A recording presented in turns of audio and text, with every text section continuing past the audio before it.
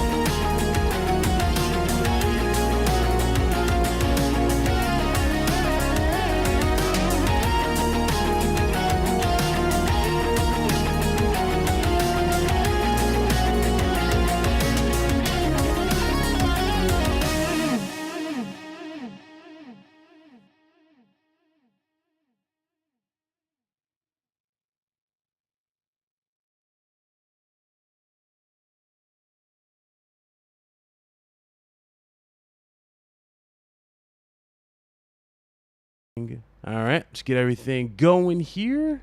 Testing. We are live. Yes, we are. What's up, guys? Welcome to episode 187 of the RHD podcast. Got some stories to go over. A lot going on in the industry. Definitely some talking points. I know a lot of people are looking forward to this big showcase from Sony. Ironically, there's no confirmation from Sony whatsoever, but we're going to get into why that possibly is and a few other things, all right?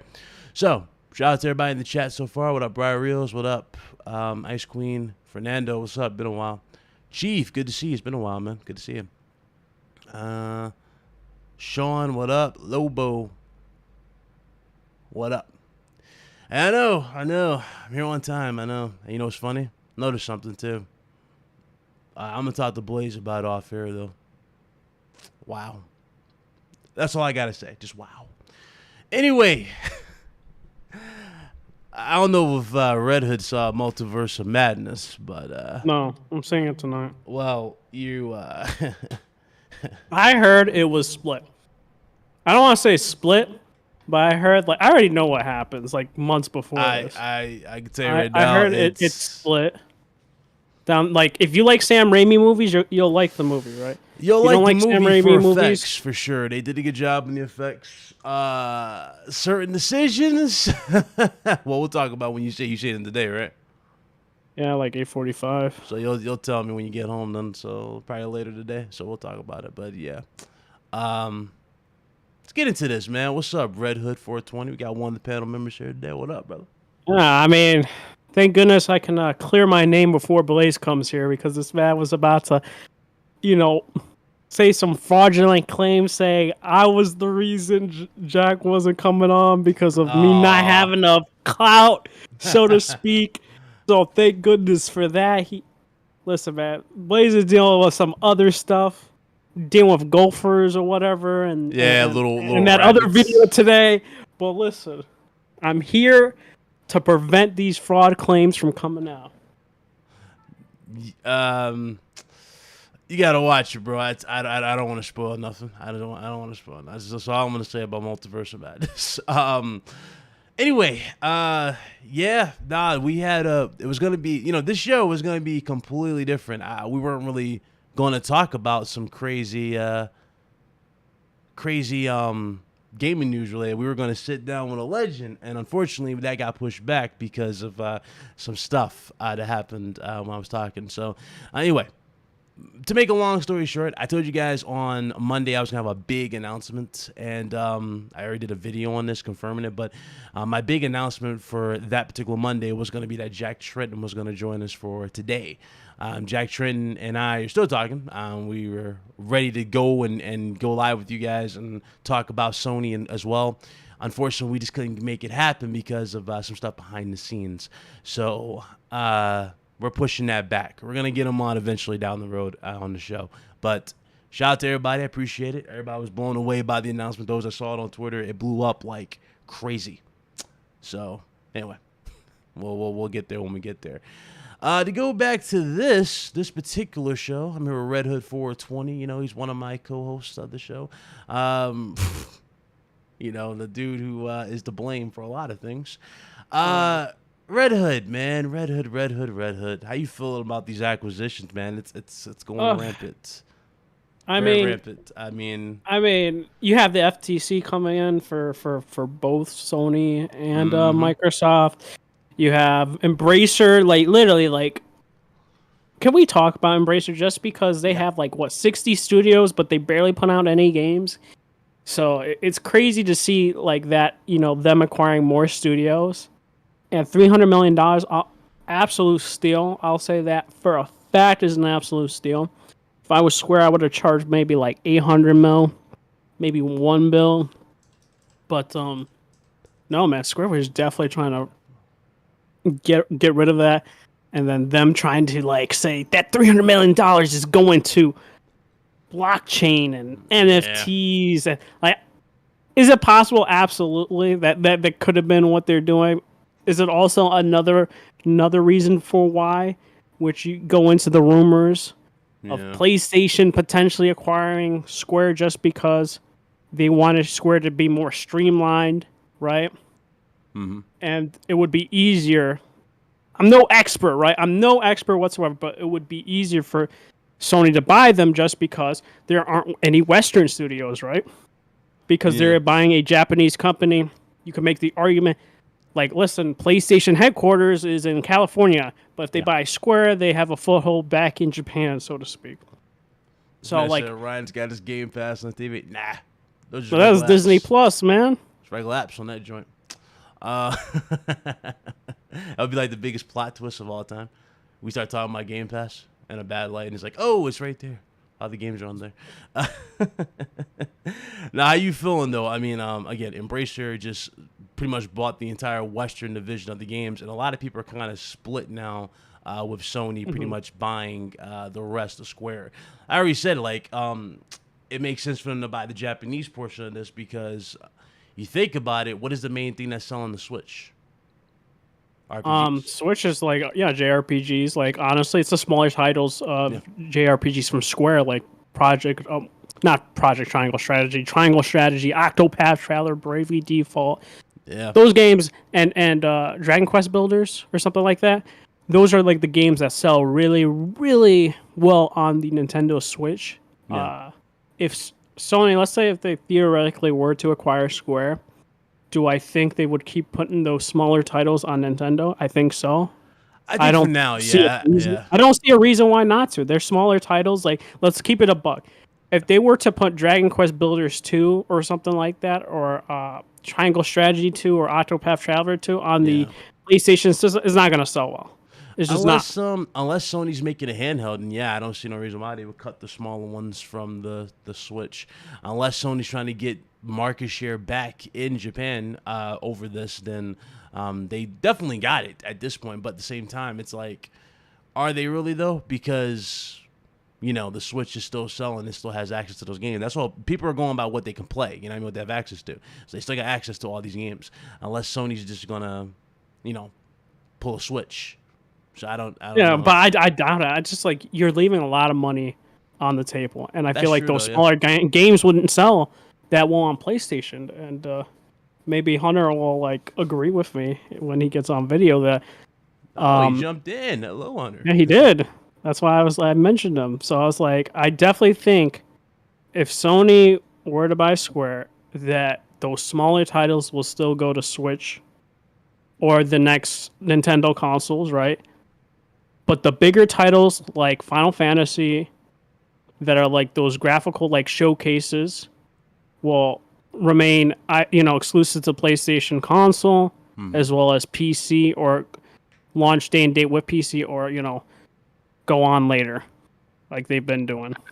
Okay. What up, Hunter? Welcome. Good to see you, brother. What's going on, guys? Can you hear me? Loud Yep. and clear. How you doing? Perfect. Good, man. I'm doing great. New How you guys headset, doing? I see, huh? You can wear it flashing. Yeah. Got a couple of upgrades here and there. Got to upgrade the audio next, but yeah, headsets are. I see you. I hear you. Nice. You guys are talking about what, Square-Enix? Yeah, We're talking about Embracer and everything. Yeah. Another acquisition rumor. Yeah, but Every I was week, saying, man. like, I feel like the smaller titles, like Triangle Strategy, Bravely Default, and Octopath, those games, and Dragon Quest Builders, right? If they do a sequel, I don't feel Yeah. like Sony would, if they were to buy Square, remain it exclusive. I feel like that's leaving a lot of money on the table, and I don't feel like a lot of the PlayStation audience gravitates towards those titles like they should. But those are big sellers on the Nintendo system. Totally, yeah. I was thinking, I was definitely thinking of exactly along the same lines that you were about this whole situation, and I was thinking that, honestly, I could see Sony going either way with it. Like, from a business perspective, it absolutely makes sense that they'd want to keep it on Nintendo Switch. I think games like Bravely Default or Triangle Strategy are perfect for Switch. Right. But I was also thinking at the same time, like, PlayStation, let's be honest, man, it's basically dead in Japan. Like, It is. It's like whenever you look at Famitsu Ain't that top scary, 50, though? Ain't that if scary, there's though? like one or two PlayStation, it's like a good week, right? Like it's Yeah. usually like 49 Nintendo Switch games, maybe one PlayStation, if that. But isn't that kind so of scary, though? Last generation, we didn't have that problem. They were flourishing in know. Japan. And even with the PS3, it was flourishing in Japan. Now Yeah, we're here. I and don't- it's I don't like, too, man. It's- they're pretty much looking at Xbox One numbers in Japan over here right now. That's crazy. Yeah, like and it's weird too because it's not like PlayStation is not in demand. Like as far Right. as I know, it's still selling out all the time, right? Like people want to play PlayStation 5, but that's from a hardware perspective. From a software perspective, yeah, PlayStation is like 2% of the console market there, right? So that's why I was thinking, like, it really couldn't go either way, right? Like it obviously makes a hell of a lot of sense to keep these games on Nintendo Switch because that's where the money is going to be made for those types of games. But at the same time, like if Sony actually wants to get a greater footprint in Japan like they used to have back in the PS2 and the PS3 eras, like that's actually one way, right? Like they for sure they have to keep Final Fantasy and even Dragon Quest, because dude, I told you, man, like I've been to Japan so many times and like, dude, they are obsessed. Like we all know they're obsessed, but like once you're actually there, dude, I went to they have Dragon Quest cafes, they've got Final Fantasy restaurants, they've got entire stores dedicated to these franchises. Like Dragon Quest is so big there that there was even a movement to try to get it to when a new game launches for Dragon Quest, that it's like a national holiday in Japan. Like Wow. and even though that didn't go through, and obviously it's not a national holiday, it is basically a national holiday. Like there's a ridiculous amount of people will take the day off or a couple days off when a new Dragon Quest game comes out. So like having those properties be just on PlayStation and for sure is never going to hit a Switch would for sure increase the market share that Sony would have in Japan. Oh, yeah. Good point. Good point. Mr. 4K. Oh, he walked away. Yeah, no, he walked away. He just walked away. I'm about to switch. Nah, again, I'm interested in all this news. I really, really am. I'm a little bummed that we couldn't make a certain thing happen for today because we were very excited for it. I was talking about it for, I was like, dude, it's going down. And we had to take it. Yeah. Yeah, one thing I just want to add too, I think, well, like we're on the topic of Square too. I was definitely thinking a lot of people have been saying on like Reddit and Twitter and all that about like how Square is not nearly as valuable now as it would have been like a week ago when they would have had their other Western properties, right? Yeah, Like, exactly. like Their Raider net Thief. worth is probably went down now as a result. Yeah, for sure. Like, absolutely, their net worth has gone down. I don't think it's actually gone down as much as people might think because I don't think those properties were doing nearly as well as what we might think they were doing. Like, there's all these reports about a lot of these games were just not making money, and the Avengers was not making money. But the thing that I was actually thinking about is that like like sure from a gamer's perspective, Square Enix would probably be less valuable because people love Tomb Raider and those franchises. When you think about it, maybe actually from a Sony perspective, it's probably better because the thing is, like, honestly, does Sony want a game like Tomb Raider when they already have Uncharted? That's true. Tomb Raider. Yeah. They have their own Tomb Raider that's bigger and better than Tomb Raider, right? Like I don't know. Like I feel like there's not a whole lot of differentiation. And they also have, like, Ghost of Tsushima, which is another, like, open world type. It's very different than Tomb Raider, but there are some similarities to it, right? So Sony's already venturing in that area, right? Not to mention, if you played Uncharted 4, they pretty much already setting up a female-led protagonist, so it's like you got Tomb Raider right there. Yeah, well, look at Lost Legacy too, right? Like they've already got some big female protagonists, right? And it's like, when you think about what Square Enix has left, I think that complements Sony actually very well because. Like, Square Enix is pretty big in mobile, which Sony is just non-existent in mobile. They're actually pretty big when it comes to MMOs because of Final Fantasy, right? That's like one of the biggest MMOs, which they don't have, and then it locks up the JRPG market. Who else is going to compete? They do still have 3 games though that I remember from the Western that they held on to. It was Life is Strange, it was Outriders, and there was one more. Yeah, the IP, but not the developer. You're right. Yeah, there was a third one. Yeah, but they had 3 games there. But Life is Strange is, like, awesome, right? So that Final Fit Sony's mold. True Colors was so good. Yeah, and I was gonna say, I'm not a businessman. I never claimed to be a businessman, but I feel like when you get rid of the Western developers, right? And you're basically buying a whole Japanese company, right? They own some, Western IP, but that's entirely different. IP is entirely different than Western studios. I'm assuming they don't go through the SEC because it's a Japanese company, right?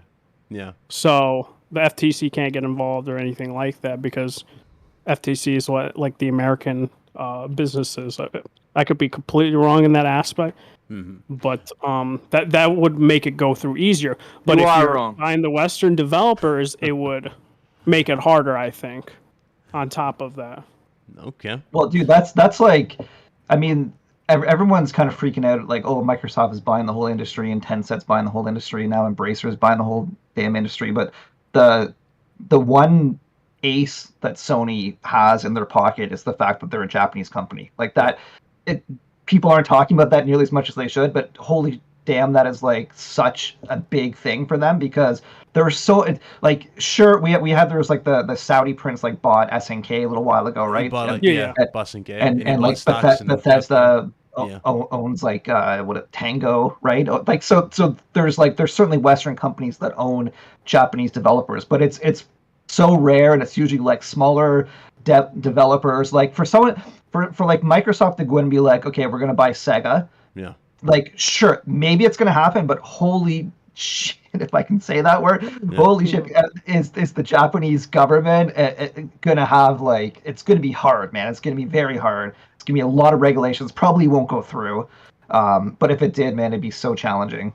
Yeah, because you're going through the Japanese law and stuff like that, which makes it harder. And, like, I'm pretty sure, like, Sega was trying to get rid of their, arcades and stuff like that to be more streamlined, like Square. Yeah. To being purchased, but, like, a lot of people don't realize too. It's like Square also owns manga, I believe, as well. If I could be, if I'm thinking, I don't know about anime studios. I don't think so. Yeah. There's. I'm trying to remember the actual name of it, but the way businesses are structured in Japan is, like, there's literally, like, a board of directors that has the CEOs from a whole bunch of other companies. So there's like a company within on top of a company. So I think, like, Sony, I think it's like Keiretsu or whatever.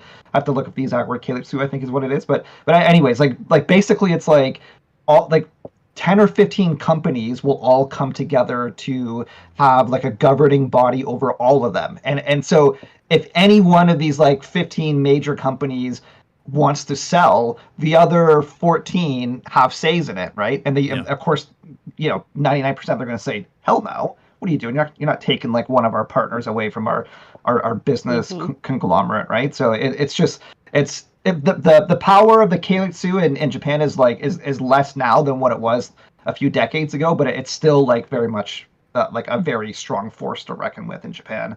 Yeah, no, good point. Good point. Again, the whole thing. I thought we were gonna hear the end of it, and then like everybody was talking about what's his name? They were talking about Activision deal. Supposedly Bobby Kotick, they said, was unfit to even speak on the company because of the acquisitions was going around in the company. So then now they were trying to pull him back and sue him. I'm like, guys, can we just get over with this? It's already going to go through. The reason why it's going to go through is because Microsoft's paying an additional $20 per share. You know what I mean? So these shareholders, of course, they're all going to be in unison. Like, yeah, I'll definitely sell. And that's what's going on. So Activision is going to be sold regardless. Dude, even I'm thinking of, like, I haven't yet, but I've been like thinking the last few weeks, like, should I just buy some?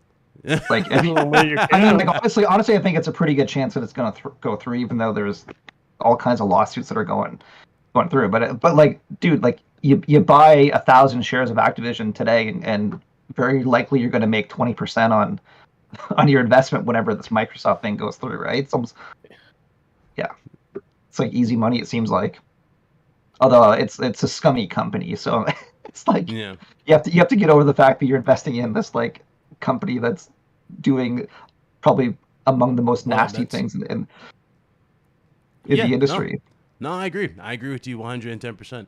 And to go to Sony, because Sony reportedly is going to be, it's under investigation. It's about to be put under investigation by the FTC for their acquisition of Bungie. So it looks like this is not going to be stopping anytime soon. Everybody is pretty much getting part of it. No, the reason why was like, from what I've heard, it's you know, like how Housemarque and all those studios, they're not getting really like investigated. It's because of the amount of money, you know, the amount of money that's being put into the deal of acquiring Bungie. So like 3-point-something billion. If it's in the billions, FTC will always investigate.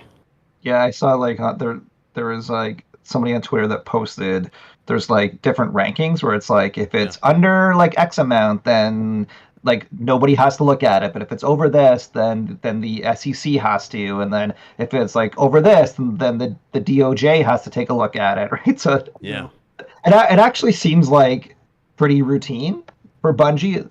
Like Bungie for sure is being sold. Like there's just I can't really see any situation where they would be like, no, like they still have their full freedom. They even said it's in their contract. They can put whatever they want anywhere. The reason Sony bought them is for expertise in multiplayer. That's really it. And the same thing will go with Kojima Production. That's why I said in my video I did on this too, I was like, you know, I can really see Kojima joining them, you know, under like the free, you know, like, you know, he can still do what he wants type of thing. He'll be independent. But he would be helping Sony by pretty much upgrading their engines. Remember how he did with the Decima engine to get Death Stranding to look like it is and to work like that on it?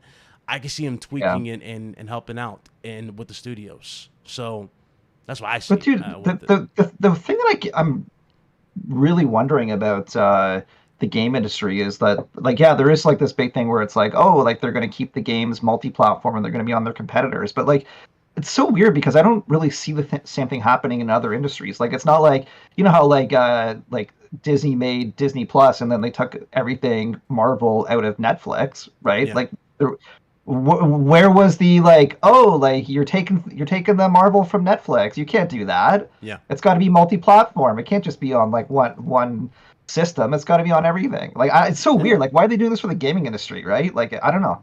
Yeah, it feels like a double standard. I heard the person that's the head of dear Lord Jesus, Lord was a new boss and everything. Oh, look who fixed his camera. Are you guys gonna? I mean, you guys are about to put me to sleep, bro. I'm about to fall asleep here. You switched your camera angle 2 times. Like, what's he doing? You guys are talking about speculation, bro. What happened to the other Speculative. camera? What happened to the other angle? Listen, Square-Enix has got trash games. What? But they got Tomb Raider. I'll stop that. Oh, Lord. They really do. Tomb Raider's not Can you trash. name me a game? Can we name off the great, What other other than Final Fantasy? Can we name off anything else they have? Tomb Raider, Dragon Quest. Dragon Quest trash. Like- Go ahead. Tomb Raider. Dragon Quest isn't King- trash, bro. Kingdom Ghost Recon's Hearts, trash. Dragon Quest. Get out of here. Oh my Final god. Fantasy. Tomb Raider. Dude, you know Yikes. that like Square Enix for Wait, sure. wait, makes wait, a- wait, yo, makes a yo, lot of wait. misses. Wait. Let me stop this real quick. What do you think sells more, Kingdom Hearts or Ghost Recon? Oh. Give a fuck what. Exactly. What do you think scores better, Kingdom Hearts or Ghost Recon? Here we go. Kingdom Hearts. You talking about Disney World Exactly. versus I 7-Eleven? don't want to hear it. Ubisoft is bleeding money, and you cap for Who gives a them. fuck? Who's bringing up Ubisoft? You always do. I'm coming at you today. What are you talking about? You like playing Disney World games. Don't you It's a want good my game, kid's bro. number? Do you want to take a my good kid's game, iPad number? bro. You can call him and play with him. You want to play Kingdom Nah, Hearts dude. with him? Kingdom Hearts ain't co-op, I'm bro. sorry, Red Hood. Did your balls drop when you Exactly. got a certain age? Because mine did. My balls dropped down. Did yours drop today? Yeah, absolutely. Oh god, bro. they've been holding this in for months, Hunter. Listen, I'm not gonna bust your chops about Final Fantasy. Dude, man, Cool, I love Square Enix, so I don't want to. That's fine. I don't want to jump in this conversation. Dude, the No, one no, thing- no, no, no, no, jump in, bro. Dude, like, No, but yeah, Hunter, one- if you one like thing I will say is Final that- Fantasy, that's fine. But Kingdom Hearts, get that shit out of my face, Marty, I bro. don't know where you get this No. energy from, but you can get the hell off my Dude, channel. absolutely have no idea what's going on story-wise when it comes to Kingdom Hearts. Oh, I can't super wrap- complicated. I can't Also- wrap my head around it, and I've watched videos explaining, and I still can't wrap my head around it. But you know what? I don't care, man. Dude, I played There you like go, mobile man. Kingdom Hearts games. He's I gone. Don't worry played, about him. yeah, I played. Of course, I played all three mainline ones. I played like the DS spin-off games. Like, dude, it's just a fun series, man. It's just a fun Exactly. series. Yeah. I already got What somebody is hooked that? already, potentially. Who? I can't say his name. The He's biggest- somebody close to us, Blaze. That's all I'll say.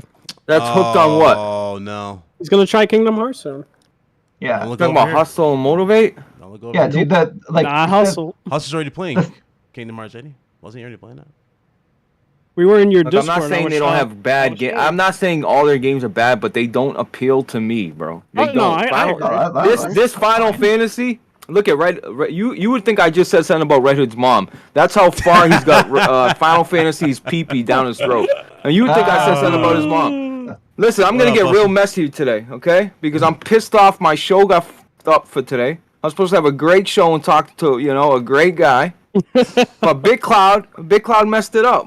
Hashtag blame Big Wait, Cloud, what? man. Like me? Oh, we got Oh, controversy man. going on here. It's lot of super controversy. messy today, No, gosh. it's dang. No. messy. But Big Cloud, what games do you like from Square Enix? He You doesn't don't play like Final Japanese Fantasy. games. He doesn't like Tomb- Japanese Tomb games Raider's unless it's the from only one. software. Tomb Raider's though, all right, and I'm asking you, what, seriously, like if they sign Square Enix, what are you excited for? You see this situation. So we gotta stop acting excited just to say we're excited. Sleeping Dogs. Oh on, yeah, Sleeping Dogs. Yeah, that is that too. You have to like if Sleeping they Dogs. bring that back, that thing is awesome, but they'll never Nah. bring that back. Isn't Deus Oh, Ex? yeah, I don't know, man. I still agree. No, alive? Deus Ex is man. it's with Embracer now. Oh, it's Embracer. they're probably okay. they're probably gonna make it through Embracer now.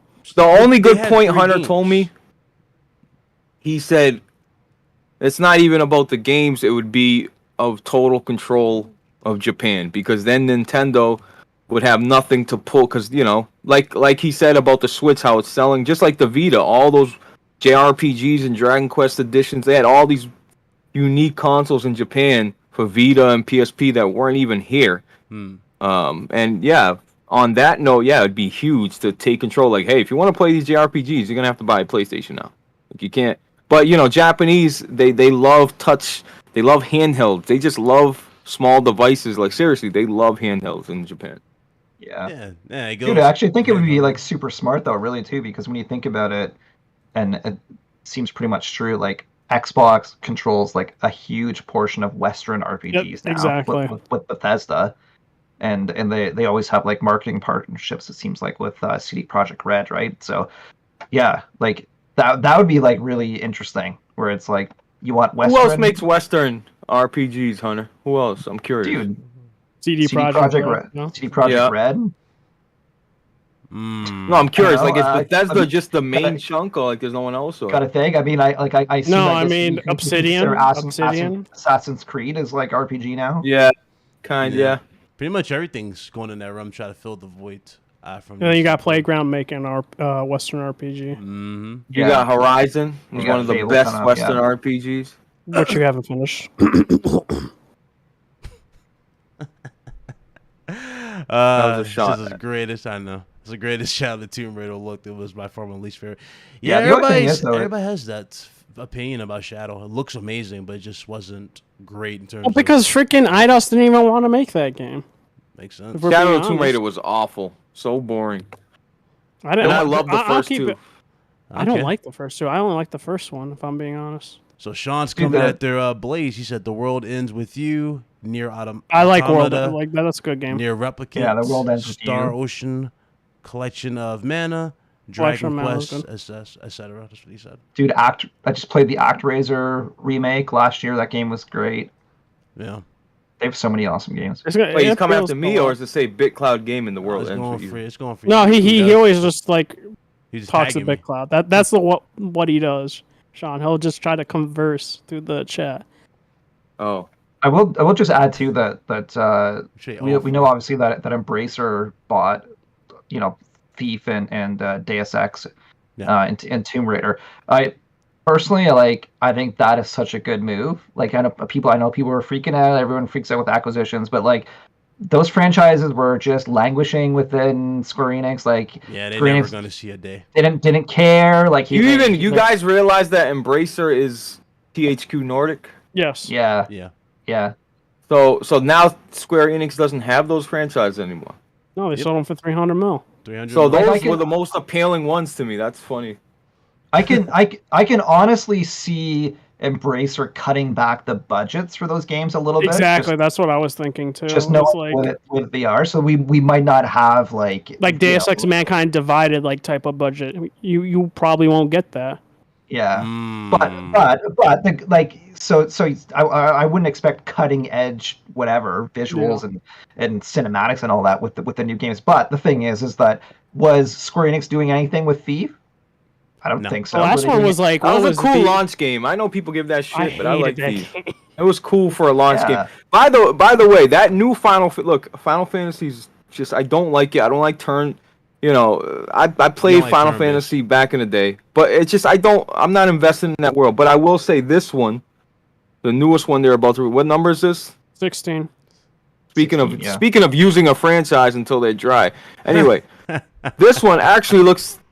I hate to say not Soulsy, but I guess like it was just more of a more action based. It was Well, weird. they have the combat director from DMC5 doing the combat. Yeah, it Being looked the really. combat director for 16. interesting. And guess what?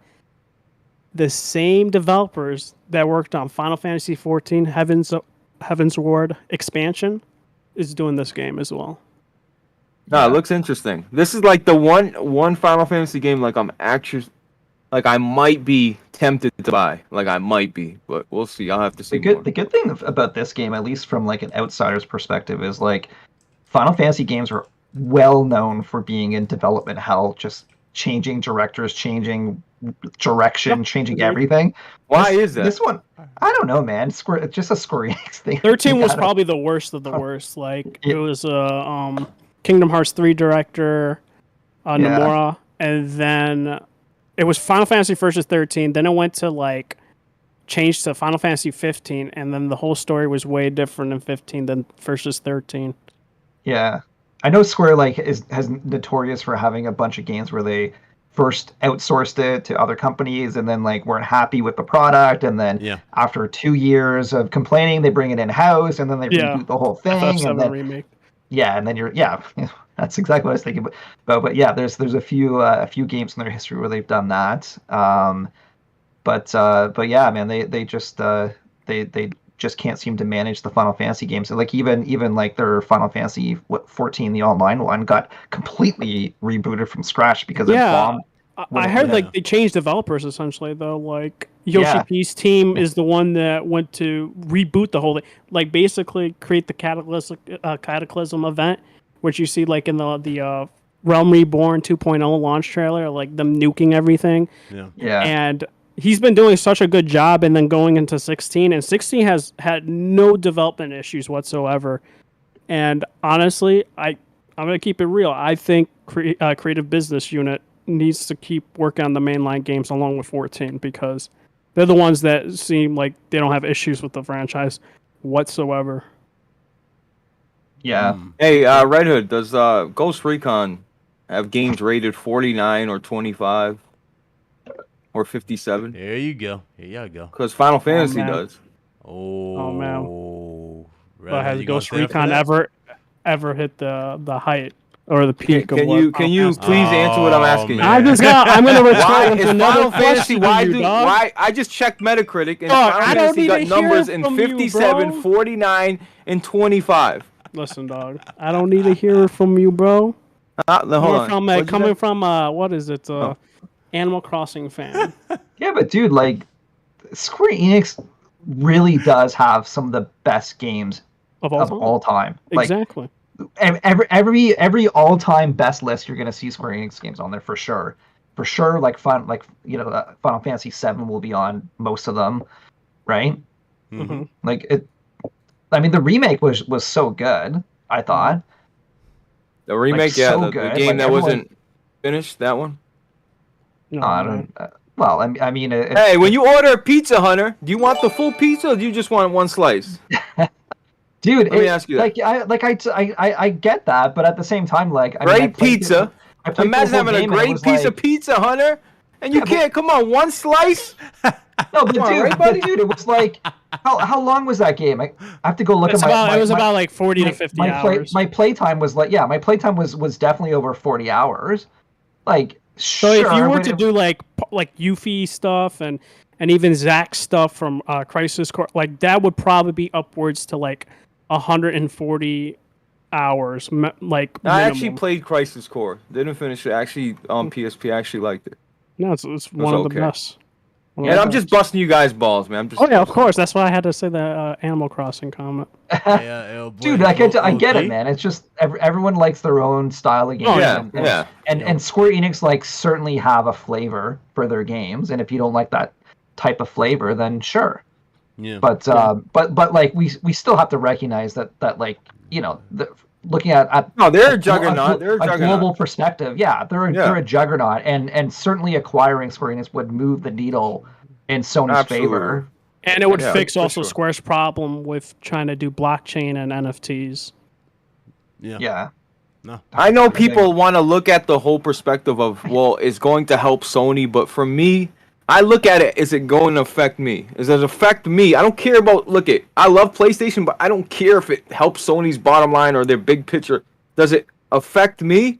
And buying Square Enix does not affect me. It could be, you know what I mean? That's all I'm trying to put you in that perspective. You don't have Yeah, stock. yeah. You don't Like, really have for me, stock in like- the games that's available right now. I was gonna say, like, for me, same thing with Ubisoft. If PlayStation were to buy Ubisoft, I wouldn't care. I haven't liked Ubisoft in ages, I think and we for all me, were, I wouldn't yeah. care. I think we all were kind of on that same boat. But then when you look Like- at it, like from a strategic standpoint, they would have had employees up there with like Activision. They would have had a ton of employees. Oh to yeah, they push would have had a more ton of games. employees, Yeah, but they like, have more, like, are they good employees though? I would that's say the yeah. issue. I would say yeah. You have leg room, and they can bounce the project help out with studios they need it and push games even more. I if they don't needed know. to. For me, like, Oh, and by the way, Red Hood, yeah. Ghost Recon Wildlands was one of Oh, the there we go. best-selling Oh. games. Hold on, the best-selling games of last gen. Go look it up. Bro, listen. You want to put money that Ghost Recon sold better than your sell? Final Fantasy game? You want to put money on that? Which Final Fantasy game? Which one do you want to? It doesn't matter. They're such a big juggernaut; they can't be touched. Ghost Recon's trash Oh ass. my wouldn't be able to gosh, outsell yo, them, would you they? really? Let's see. Let's look. Ghost Recon Wildlands. Look it up. Look, I got them dancing now. I just made that up. Let's I see. could be totally lying What? right now. Yo, Ghost Recon Wildlands. No, but I know Wildlands sold really 1.2 well. million. Y'all silly. This is what it says on the website. 1.2 mil. No, that can't be. What? That's wrong. Final Fantasy 15 for sure is 10 million plus. Yeah, Yeah. that sold like crazy. But, Even though it Final was Fantasy like a lot got of people so didn't many. like it. Yeah. Final Fantasy I got remember so many, seeing like I think it was last year I saw it was like 9.5 mil, so for sure it's over 10 now. And the community was split on it. That's the funny aspect. Why of didn't they looking at like that? See, for me, that was like the most I know it sounds like maybe I sound casual saying this, but that was for me like, oh, that looked like more of my style, like run around, No, explore, fight like shit. people are fine with that understand it. aspect. It's just Yeah. no one liked the story. No one liked the characters involved. Everyone was just In the thought it car? was bland. Like people like the car. People say it's just they didn't like how it changed from versus 13 to where it was a different tone, different everything. You're like in the city. It was like espionage and all this stuff, and just travel like, and then it just became this like boy band Right. traveling the world type of thing. That's where, true. Like no one cared for that type of storyline, and then you had to care about Luna Freya, this woman that Noctis like loves, even though they barely know each other. And then when a certain thing happens, it's just like you don't care, you just don't. And then they try to flesh it out with the DLCs that they put on later to fix story elements to it, and it was like, I think it was all around that game was just in a bad situation, going from Nomura to Tabata, who did Final Fantasy Type 0. So, All right, good point. Good points, guys. Good points. Marius Bedros dropped 10 SEK. Appreciate it. Thank you very much. Shout out to everybody in the chat already. Hit that like button. Got 100 people in the chat. I see y'all. Let's move to another thing here. I just I just blocked somebody in the chat because we talked about this before. Possibility of this actually happening too, but again, hasn't been confirmed. Obviously, as the game, but God of War Ragnarok potentially delayed. There's a big rumor going around this game is delayed. Are you serious? Take this for what it is. You got the dudes going around from the whole quote-unquote insiders saying the game is delayed. And I even said this in the video. I don't believe this to be true. I don't believe Is this it like to be a true. dude trust me bro kind of? Pretty much on Reddit, and I said this multiple times, even in the video. I don't believe this is true. If anything's delayed, if we don't hear anything by June, then okay, you know what I mean? Maybe we might be treading on some ice here that it's probably delayed. But I think the latest will probably be August. Wouldn't you guys say for an announcement for this? Because I expect this game to drop in September. That's what I thought. dude, listen. It's delayed, bro. If it's on Reddit, that means it's true. Anything you see on Reddit is absolutely 100% facts, bro. Who needs like developer like statements or anything like that, dude? If I tell you Ubisoft is being sold to Xbox on Reddit, you need to believe it 100%. Absolutely. I mean, don't get me wrong. Most of these Reddit posts, I think we can safely say, most of these Reddit leaks and whatnot have been on the money. From the PlayStation new tiers to the way Sony's going with PC gaming, all that stuff was leaked months prior, and it's come true. So it's, you know what I mean? I can see where everybody's putting leverage into this. Do I believe it's true, though? No. I think we're gonna have to wait for it. And also, for those of you that don't know, I know somebody who works in Sony Santa Monica. The game is. Oh man, this man's trying to flex right now. This is crazy. The game is good. Now, I don't think the game is going to delay. What I think they're doing is waiting for the Xbox Game Showcase and see Xbox what they're Game Showcase. Yeah, the Xbox Bethesda Showcase they're doing. Mm-hmm. Whatever they're going to show there, I think they're keeping everything tight-lipped on until we see what they're showing. For example, Starfield. Everybody's got their hopes up for Starfield and thinking Starfield's going to wow the world. If Starfield is really a heavy hitter type of thing, I mean, we'll see. I'm sure it will be, man. I think Sony's very reactionary when it comes to their showcases. No. I definitely think they have stuff in the talk that if Xbox has one of their best showcases, then Sony will try to fire on all cylinders, and if they're not, they're going to keep certain things to themselves. But yeah, I was always in that mindset that Ragnarok, like Forbidden West, would get their own state of play, and I don't know anymore at that point. Like, maybe they'll show it at the showcase. The showcase could be literally in July or August the latest, but like, I wish it was always in that June spot when they first showed off the or a confirmation within the June Future of Gaming or whatever. Yeah. I mean, and also keep in mind too, we have I forgot all about this, but we have this not Summer Games Fest, but we got the Game Awards as well. That could also play a factor into this too. Them not having a show, maybe because they don't need a show, they can just reveal it at the Game Awards, whatever they're gonna do. So again, they got plenty of room to span out and do this.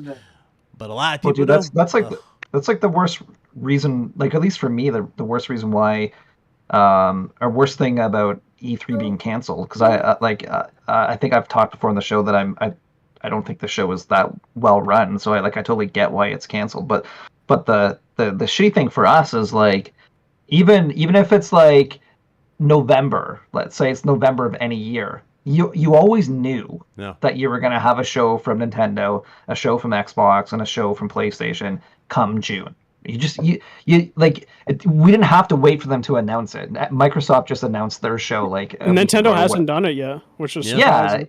Like that, that's like the crappy thing. It's like we could always like build that anticipation up. We always had like 6 months, 8 months, 10 months to like get excited for the next E3, and then now we're like, what, like a month? We're a month out from E3, and it's like, is Nintendo going to do anything? They might not. Think about it. Think about it. Sony going to do anything? Does Sony do they feel pressure to do it? That's the question you should ask yourself. Well, Nintendo also, their latest game coming out that we know is Splatoon, which is September, I believe. Yeah. Besides that, like October, November, December. Well, they've 4 got other months. games like they got Strikers that's coming out next month. And Yeah, they've got, but I'm saying I think that's the latest though. September with Splatoon. So the latest, yeah. Yeah. Probably. So we don't know the 4 We got months. Zelda, after, but that got delayed to next year. That's 23, yeah. Yeah. So I don't know, but they might not have anything out left, and that might be the case. And maybe they're gonna try and manage people's expectations and have a smaller showcase. Yeah. The thing. Whoa. The thing that gives me hope for Nintendo and for Sony to have shows like this is that they actually, basically, in my opinion, they don't really have a choice. They actually have to have shows, like at some point between like June, July, maybe August at the absolute latest. But they really pretty much have to have shows, and the main reason why they have to is because they have retail partners, right? They've got they have like third-party publishing partners that Sony is going to be publishing some third-party games, so like Final Fantasy and all that stuff, right? Like they absolutely need to show their games. We need to know what we can pre-order at retail, what we can go buy, right? So true. They absolutely 100% have to have some kind of show that's going to tell us what we can actually buy this fall. That's where Jeff Keighley might fall into play here, though, as well, though, because remember, for the first time ever, he said that the Game Awards is going to be an IMAX. And Summer Games Fest, which is is crazy. Yeah, because then E3 used to do that as well. They go in movie theaters and stuff like that, and now Jeff secured that, which is crazy for him to do. Yeah, so Jeff's put himself in the position where he pretty much is replacing E3 altogether, legit. Like, there's really no need for E3, and it hurts that I'm saying that. It really does, but we thought that's kind of the thing is too, like the I don't know if you guys have done any of these things, but like in the last year and a bit, but I actually really think that E3 is completely not necessary. Except the only thing that it's good for really now that I can think of is just networking. That's the main thing. But the thing is, like, one of the big things of having E3 was having press media go there and actually play the games early. But there's all kinds of like online streaming software that's out there now, and like there's been a few times over the last year and a bit where it's like developers will just contact me and be like, yo, like we're gonna have a live demo of this game, like come join us, you can play the game remotely, right? Just like using like xCloud and like other like so like I used to fly down to E3 every year just so I could play the games, but like I don't need to anymore. I can just stay at home. I can literally just book the developers from my bedroom and play the games right from my own home. So yeah, so it's just the networking. That's the only thing. And I will say, like, we talked about this before, but like I totally missed the spectacle of having a live show, which I think Jeff said that he actually is going to have it live, I believe, right? Think so, yeah. I don't get. Yeah. I know the Game Awards is live, but I thought he said it's going to have a live component to it. Yeah, I think. something like that. Yeah. Yeah, Because so that's then- that's exciting. Like, that's exciting. I want to see Phil Spencer on stage. I want to see Doug Bowser on stage. I want to see Shuhei and Sony execs up there on stage. Like, let's do it. Yeah, bring back. They might do that. Bring back the couch talk. You know what I mean? Wait, are you talking about the E3 couch talk, or are you talking about? No, the couch. The other one where they had like the developer on stage. They was asking questions about the game while the game was Oh playing. yeah, They you would talking? cut to I think the it's game. the Coliseum or something Yeah. like that. Do that. I would love Okay, to see because it again. I remember one time Jeff had the Game Awards at one point where it was like literally like couches and stuff like that. Oh And, like, Yeah. that was like when GTA won Game of the Year. Hey, that was like back. We in had one with 2013. Jack Tridden a long time ago, though. If I remember correctly, it was when he with the reveal of the PS4. Remember he dropped the mic dropped. That's what they called it. Oh Yeah. yeah. Yeah. So it Well, was the some one, cool stuff. the thing that Jeff mentioned too, I think he mentioned it last year, but hopefully like he expands on it this year. Is he mentioned like having live demos of some of the games at home. That's Oh. that's the one thing that I have not understood, like why developers aren't doing more. Like as I said, I went down to E3, I played a bunch of these demos, right? And I like the journalists and media can write about the games or whatever, right? But it's kind of like every time I walk out of E3, I'm just like, why didn't half these developers give these demos to other people? Why? Like, it's cool. I feel like a cool guy. I got to play some demos that other people never had a chance to play. Like, ooh, wow. But it's like, why not, man? Like, dude, the best way you can market your game is just put out a 20-minute demo, right? Let everyone play it for themselves on their own home screen TV. You'll probably watch the pre-orders roll in right after that, right? Like, if your game's good, then I think people get scared where they're like, oh, maybe our game's not good, and that's why we don't try to put demos. Or I think the other argument that is made is it takes too long to create a demo, because I think back in the day they created demos where it wasn't actually in the game, but they had like the same mechanics. But like I remember back in the PS3 they had trials like Arkham City, like they took a section for 20 minutes in the PS3 and you played it for that long, which I think they should just bring that back. Just do a trial for like 20, 30 minutes, get a section of the game, and that's it. You don't have to make a game demo in itself, just cut the section. Yeah, that's a good point. Well, I mean, Sony is doing that, right? With the with the PS Plus Premium. Yeah. Blaze, I'm gonna give But you you're right. you It your, takes development resources to make these demos. That's probably a big factor. Blaze, I gotta give you your flowers at the end of the show about something you're right again. I'm gonna let you guess on what that is. Red Hood already beat you to it, by the way, Blaze. I can't do it. He already beat you to it. Look at Red Hood shaking his head because you know exactly what I was about to say. Why he beat me to it? Because I told Red Hood this yesterday. So Yeah, I did. Yeah, he did. That's why I stole said my that. idea. He beat you to it. He beat you to it. He's like, let me go ahead and clear my name before we start the show. He literally said that. So shout out to Beatrice again with the 10 SEK. Appreciate it. And of course, Danny from the Platform Live who did the awesome promo for us. That's going to be our promo go-to guy. Oh, Shout Danny out did to- that? He did that for us. Yeah, he's our promo guy. It was good. how It was much really he charge you? He did it for free. Love the show. Dude, you should have paid this man, Shout bro. out to Dan. No, shout out to Danny. We got Danny on. Dan, give me a Danny, cash see- app. I'll pay you, bro. promo. When you do business with me, brother, I'll always take care of you on the back end. I would never accept it. We got you. We got you, Danny. We got you. Shout out to Danny though. He says, "Yo, what's up, RGT fam? Hashtag PC. Hashtag Elden Ring Game of the Year." Ooh, he went there. I mean, it is. What's going to be Elden Ring? Nothing. It is, but you know how dudes look at you weird, Dude, especially it's on the gonna win. PlayStation side. Yeah, Dude, it's It's- gonna it- win. it's- No, that way? I heard some. I heard It some has to spooky win. things. it's already, dude. It's no, there's no competition for Elden Ring right now. Dude, It's none. There just really isn't, man. There's none.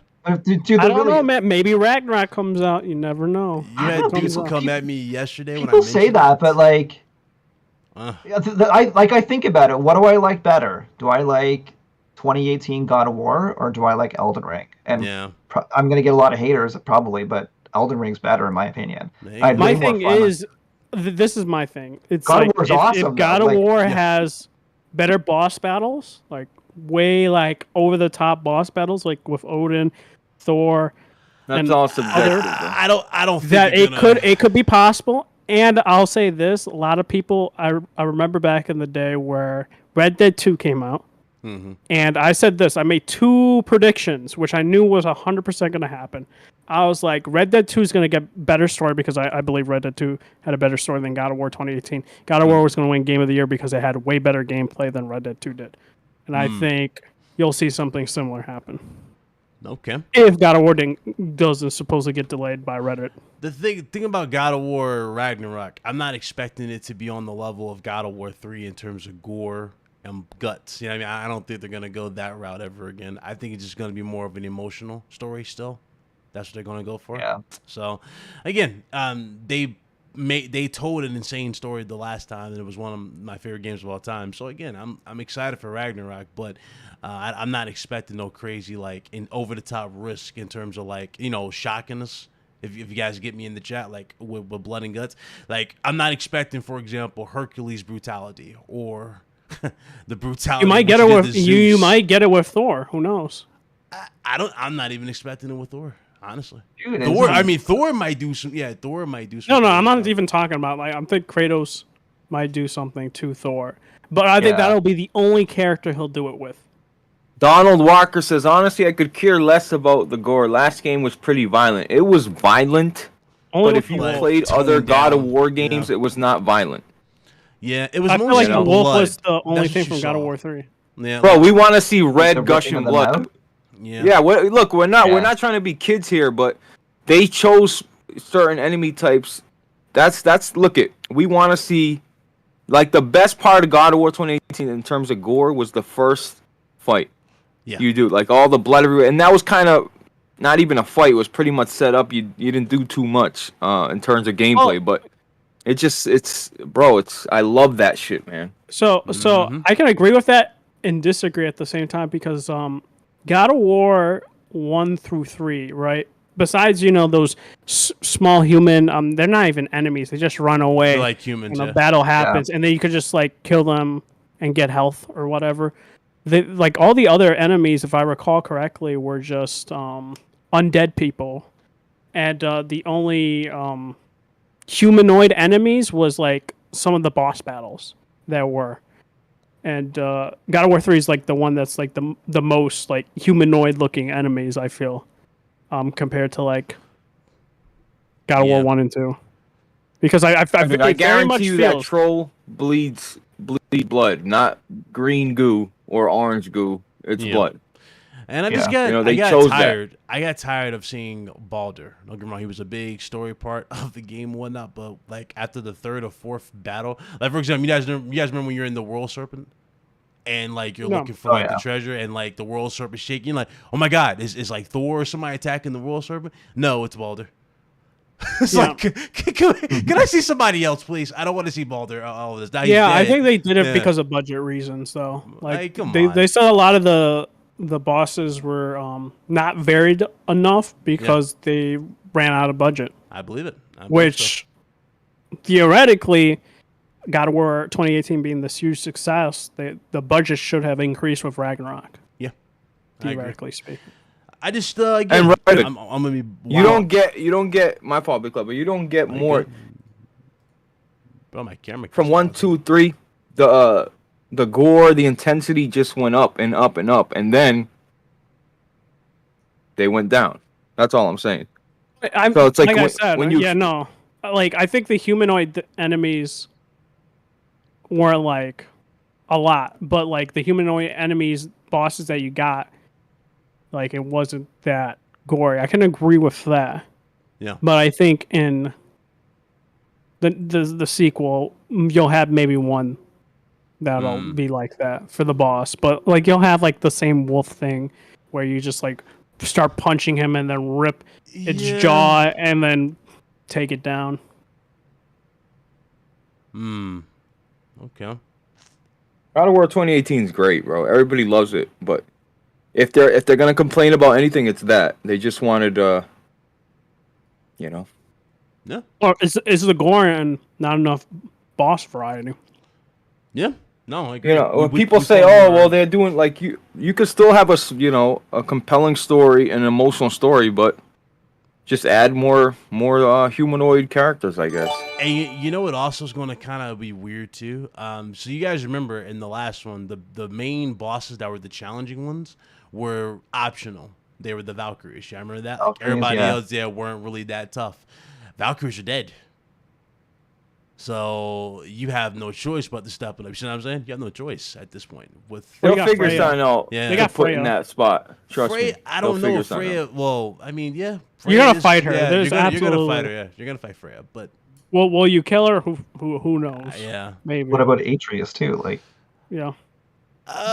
isn't this I mean, he's getting up there. Yeah. spoiler? But like, Yeah, no.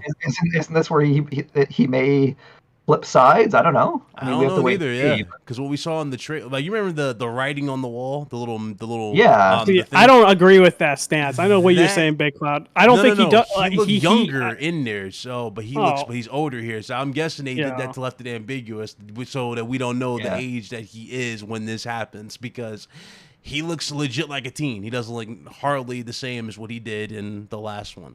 So Yeah. I don't know when they're gonna do this, but we know for a fact that the next one's gonna be in Egypt because the Norse mythology is done with this. So Yeah. either I'm just Odin's hoping dying in this, the game is going or- to be paced well. Yeah. Well, I don't think patience is going to be an issue. Well, it depends. Like, Nah, you got a lot never to had a problem with conclude. You pacing. got a lot to conclude, Big Cloud. And if the pacing is like to the point where you have a lot of questions unanswered, like that's not a good sign. I don't think it's going to be an issue. I mean, I get it. I get exactly what you're saying. Like, for example, look at Metal Gear Solid, right? Remember how Kojima had the 90-minute cutscenes because there was so much to tell for Metal Gear for 4? Yeah. I don't Yeah, think because they they're have to gonna run- conclude Yeah, they everything. had to conclude everything. So I don't think it's going to be like that, or they need to go to those crazy extremes. Because like they have tier now. Like you're gonna have to conclude tier. Odin, Thor, Atreus, whatever his future is gonna be. Yeah. Mimir and even Freya. Like Mm-hmm. so, it's like a lot of, and maybe they'll even introduce new characters. Oh, and Surtur, Surtur. because he's literally going to be a big part of Ragnarok.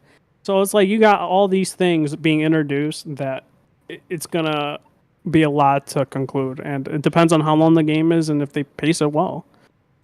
Yeah, good point. Good point.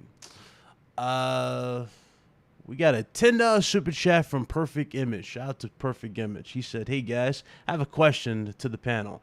From the $80 billion Sony has left to invest since Square sold their Western studios, do you see better investment with Capcom and other IPs?" Yes, I think Capcom is more likely going to be the next one.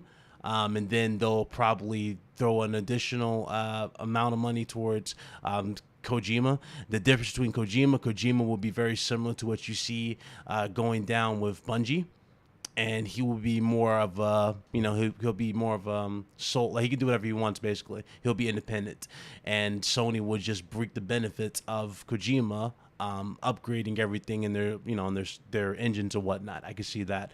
As far as Capcom's concerned, it makes sense for Capcom because Sony now owns Evo, and I can see them using Street Fighter as a big poster boy for Evo and fighting and whatnot for the tournaments. And then of course they can always still loop in Bandai Namco if they need to for, like, for example, for Tekken or something. But yeah, I see that being the case. What up, Viper? Shout out to the man about tech. I see you, bro. I was gonna say for Capcom though, their net worth is actually more than Square.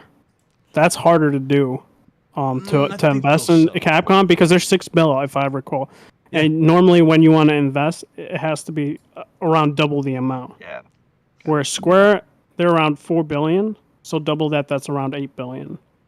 Capcom, that's around $12 billion to $13 billion, and that they could take more money out. But Yeah, they have to talk to their investors, and they already told their investors how much money they're willing to invest in X amount of years.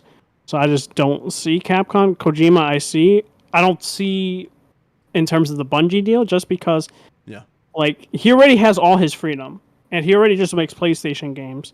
So I don't see him just making multi-platform games. Yeah. Especially when he gets all the high-tech equipment he wants and blank check and all these A-list actors from Hollywood. Like, Yeah. Yeah, I don't see them going like a Bungie situation. I definitely see first party. Yeah. If But, Sony can guarantee you a PS5, I think we wouldn't be having this conversation. You know what I mean? Like if they really were selling all these PS5s at the pace that they are, clearly should be selling, because Sony can't keep up with demand and with the way things are going. No. What I mean by Bandai Namco, I mean like if Sony was to like partner with them, not acquire. Like I can see them partnering with Bandai Namco to get Tekken to come to Evo or something. Yeah, I could see that. Bandai, like, oddly enough, has been super close with Microsoft the last few years, Yeah. the last gen, pretty much. I've always found that to be really odd. I guess just because Microsoft has money and Bandai likes money, but Yeah. Yeah, all the games go to Game Pass. So most, Yeah. I won't say all. Yeah, which I think is Yeah. going to be one of the announcements for the Xbox Showcase. I think they're going to announce like Call of Duty is now officially in Game Pass. I don't think so. They probably announced that. Or Because remember, coming. Sony still has those marketing deals, so there's no way that it's going to go on Game Pass. It runs out. Well, yeah. I think Modern Warfare might be the last PlayStation marketed game. I could be wrong. Didn't they just announce Modern Warfare 2? Yes. I think it was Modern Warfare 2. Yeah. So yeah, Modern Warfare 2 would be.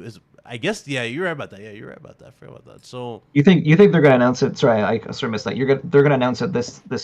You think something? they're gonna... I would think they would announce something Call of Duty related to Game Pass, but I don't know now. No, Red Hood just opened my eyes for a second. I don't know. Yeah, and plus the deal hasn't gone through. Either, the thing is, I think it's too early for that, because what I found was odd. People can look on Twitter and just verify this, but I believe when Modern Warfare was announced that Sony had actually announced it on their Twitter. They like retweeted or whatever the Modern Warfare, but I think Xbox Twitter commented on it, but they never actually retweeted it.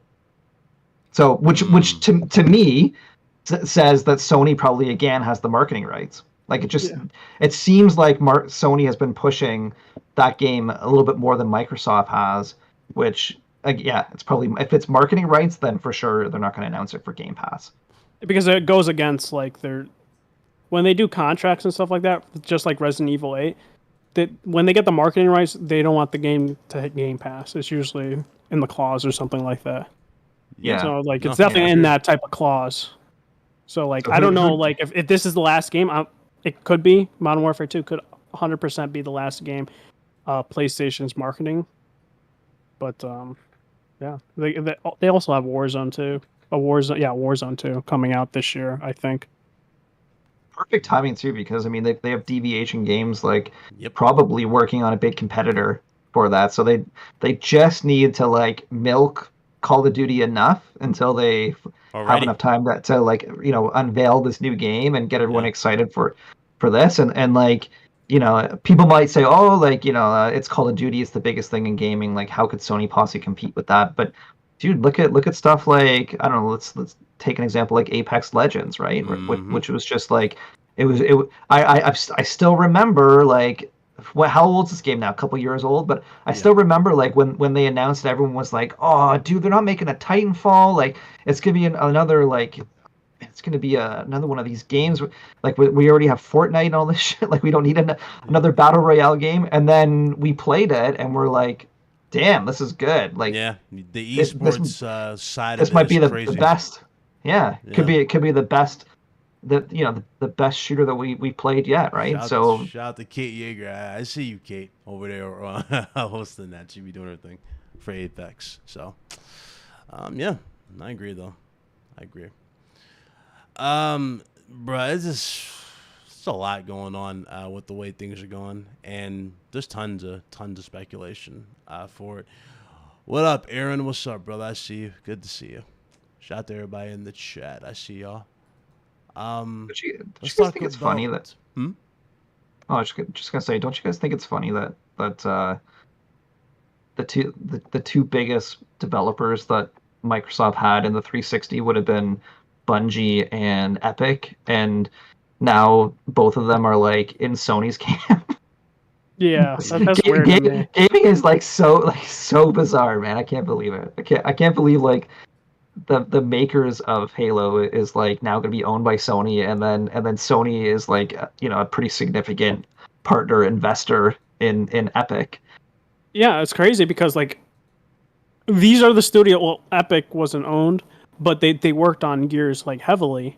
Yeah. And then you have why I say 343 Bungie, who literally like, made the best Halo games, but made a more impactful series with Destiny now, and Epic did the same with Fortnite, which to me is just mind-boggling because they're making like so much money, both those developers, which I just find crazy. Which Xbox It's like when Xbox bought Rare, right?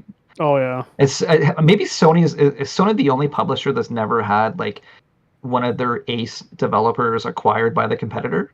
I don't know. I think so.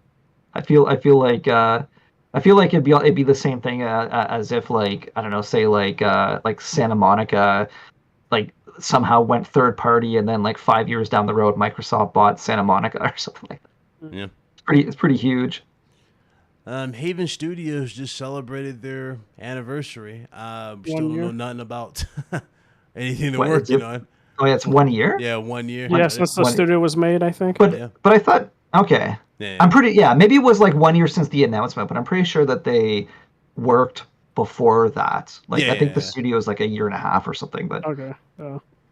But yeah, pretty cool. Let's see. I don't even want to say I got super high hopes of what they're going to show. I'm just interested in seeing what exactly is this project they're working on that Sony had to acquire them immediately off of. Yeah, man, ask Herman, man. This man saw something in it. He did. He apparently did. That or he had some stomach problems, and he was just like, oh, there we go. This is it. Oh, God. Well, I'm just curious, too. Like, I don't think anyone's really talking about the other partnership. It was like Firewalk. Is that the name of the studio? Fire Sprite. No, no. Fire Sprite is the one that got acquired, right? Yeah. The studio in Liverpool, basically, yeah. Yeah, but Sony announced another publishing partnership. Like as soon as they announced like Sony plus Haven, Sony plus Deviation Games, there was also Sony plus Firewalk. Firewalk is like some company that's owned by another company called Probably Monsters. Yeah, I see it. Oh, yeah, but that was a pretty big announcement last year. Yeah. Sony is like going to do this cool thing with Firewalk, but I'm like, dude, nobody's talking about this. What the hell is Firewalk doing? What is they it? gotta show some of these 10 games as a service. Games as a service that they said that they'll have by what year 2026 or something 2025. Mm-hmm. They also bought or they invested into a Cellbyte. I don't know if y'all heard of a Cellbyte. Oh yeah, it's a company like that. I tweeted that out actually, but yeah, it's for like developers. I don't actually kind of know what it is. Like it seems like middleware type stuff, or they're.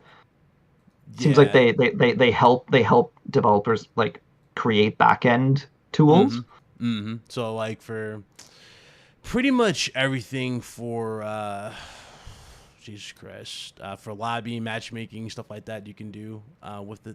That's what they're doing, if I remember correctly. Yeah, it was definitely like it was like multiplayer live service. Yeah, so it's pretty much everything is pretty much leading towards the games as a service route, and they're setting themselves up for it. Well, even Discord too. Yeah. Even though I thought that Discord integration with PlayStation would be a little different. No. Supposedly that's a separate thing. Discord integration, like this, that was a part of it. Getting the whole servers and application on PlayStation still supposed to happen. Oh, okay. So just nobody. It's supposed to happen by the ending of the year. Supposedly. So this is going to be like the new Facebook integration, right? You have Facebook with PlayStation. Yeah, I think maybe that's going to be it. I have no. I don't know about Facebook integration, so. Because I remember they had like you can put pretty much Facebook on PS4. That was like one of the big things for social, and then they got rid of it for something else and Ustream and all that stuff. So now they do this. This pretty much can replace. Y'all remember those communities that we had on the PS4? I can see that replace communities because ironically Discord just brought that back or brought that to the servers, which is okay. They brought communities. not just PlayStation, like it should be on all platforms at this point because Discord's like literally everything. You get to talk to whoever you want on there. You can interact with the developers. Like I think it would just bring all of these consumers closer to like these developers that have like their own events like on their servers and stuff. And so Is if Sony like, I even don't know, doing anything? Do you guys? I don't know if you guys probably use Discord a little bit more than I do, but yeah. like, does Sony have a big channel? Do they? I Are don't they know if are they PlayStation posting has like it. exclusive things on their Discord, like or They like? have Insomniac has a server and stuff. They talk. Yeah, Yeah. yeah. I feel like they like, considering they invested in Discord and like have an obvious partnership with Discord. I'm surprised there's not like a join the PlayStation Discord, like see exclusive trailers and watch like exclusive esports, and I don't know. It's That's weird. what one of the developers did recently, which was the Techland. They were like, "Oh, watch it here first, our trailer for Dying Light 2 before we release it 2 or 3 hours after." I agree with that too. PlayStation Home would have been awesome if we had that for this. That would have been great. Merge communities, but they never saw. Well, it had potential. The problem was, I guess they just didn't think about the longevity of it because it didn't last for it. It had some cool stuff to it though back then. It really did. It's a good time. Let's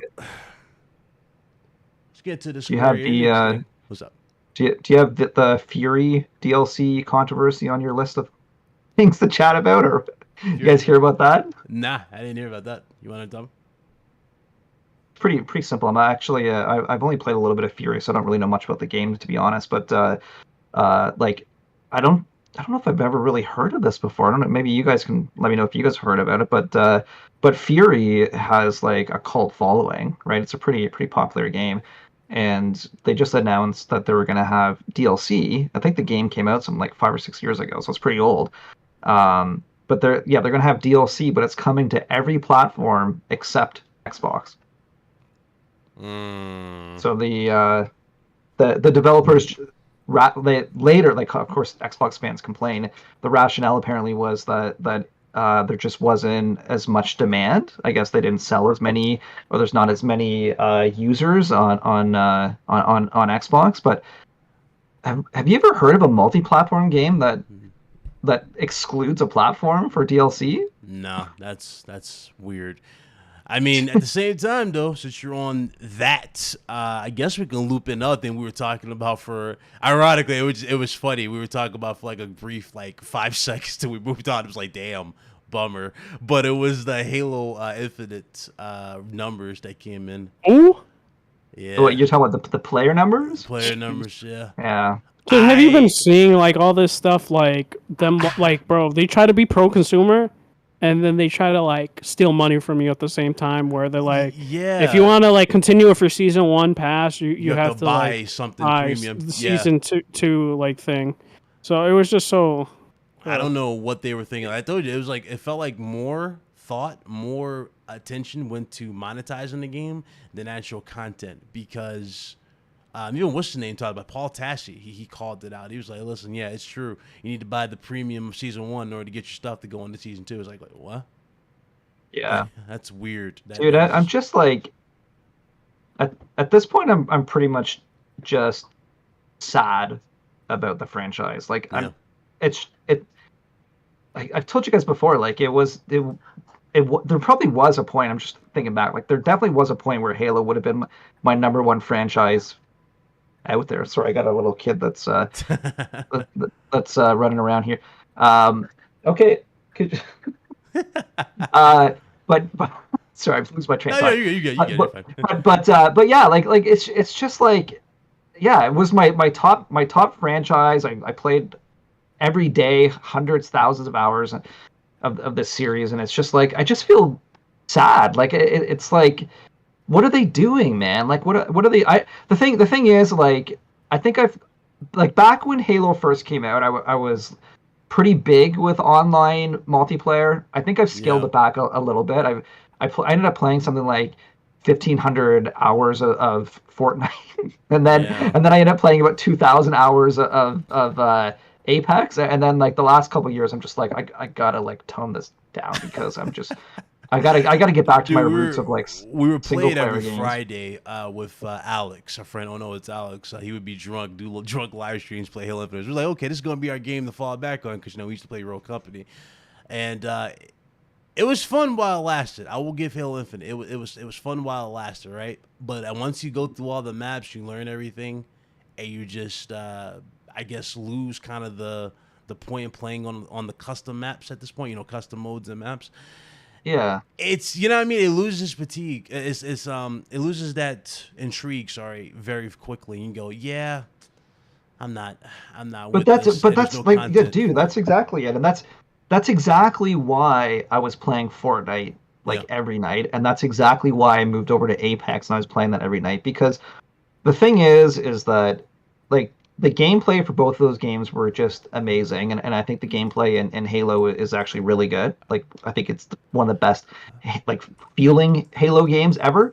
But the thing that intrigued me and just kept me coming back to Apex is just everything about that game was interesting. Like the characters were interesting, and then suddenly a new season would come, and like an area would get burnt down, and a building would fall down, and some like spaceship would crash into the ground, right? And new characters would arrive with backstories, and it's like when I play that game, I feel like I'm part of a community. I feel like I'm part of a journey. I feel like I'm like in the middle of this like epic story that's unfolding, and like they drop things so fast, right? Like I'm pretty sure that the Apex seasons have been about 3 months, right? Somewhere around there, 3 to 4 months. And yeah, it was just like, dude, like after like 12 months, I had 3 or 4 new legends, and Yeah. they even had like entirely new maps. Like they just like they would switch to a new location. It's like you get to explore like all new areas and like new like choke points and figure out ways that you can like game the system and make it to the end, right? So Halo just felt like Halo, like.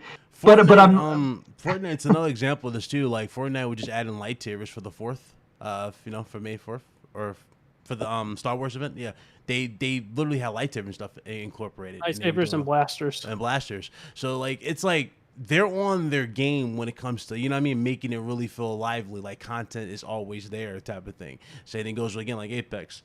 I don't know what they were doing with Halo at this point.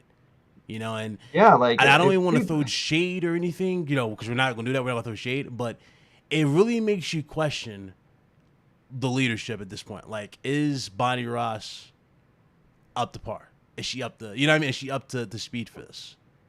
Because like, I totally agree, and like, to me, it's actually a bit scary because I don't actually get the feeling that they think it's like code red right now. You know what I mean? Like I'm just like to me it's pretty much at the point where it's like as an outsider, I have no idea how it's managed internally. I don't really know folks at 343 or whatnot or whatever. I'm just purely talking as a fan and the outsider here, but like clearly things are wrong. Like there's like systemic things that are wrong in this development, and this is Halo, man. This is the game where it puts you when I was a teenager, when I was in my 20s, this is the game where it's like a new entry would launch and it would be all over the national news, and you would see live coverage of like thousands of people in line.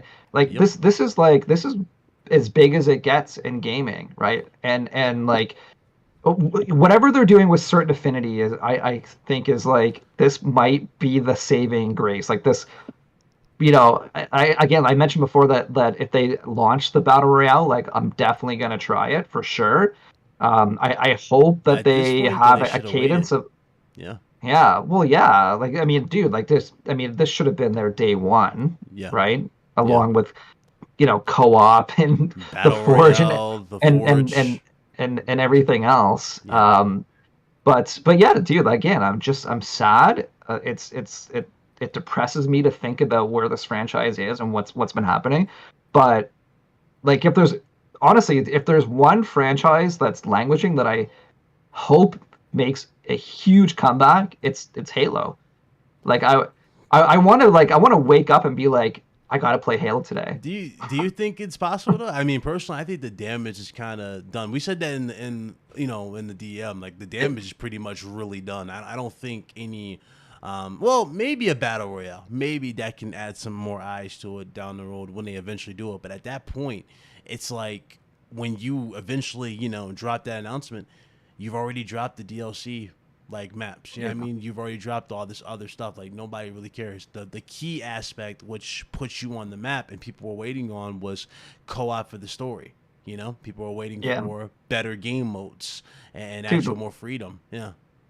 What I want to see for Halo is like, definitely this is never going to happen, but I want Halo to just go dark. I want Halo to just go away for like 2 years. Just fade off. Like it's already like not many people are playing it as it is, as you can see with the Steam numbers. Just let us forget about Halo. Let's forget about Halo. We'll play the other games that Microsoft has, and then come back and like the best way I can describe it is like God of War 2018. Reinvent it. Reinvent. Show me a trailer for a new Halo in 2 years or 3 years from now, where I'm like, what did I just see? Did they change the perspective? Did they is this like a new character? Like is this a new world? Like just God of War 2018 it, man. Like it's because like and of course that's not going to happen, and why like it's going to make me feel even more upset the next couple of years is like all we're going to be hearing about for the next 2-3 years is like, oh, the Steam numbers are down to like 2,000. Oh, they're down to 1,000. Oh, it's been another 9 months and there's no content. Like, dude, I don't want to hear the stuff anymore. Like, it just doesn't make me feel good to think about the franchise, knowing that everybody is just not happy with it, right? I want that same type of attention personally to happen with Gears. I want Gears to go back to like that real dark, grungy first one where it had like more of a horror-esque theme to it. You know what I mean? I want that Gears of War back personally. And dude, we could have like hours of conversation. I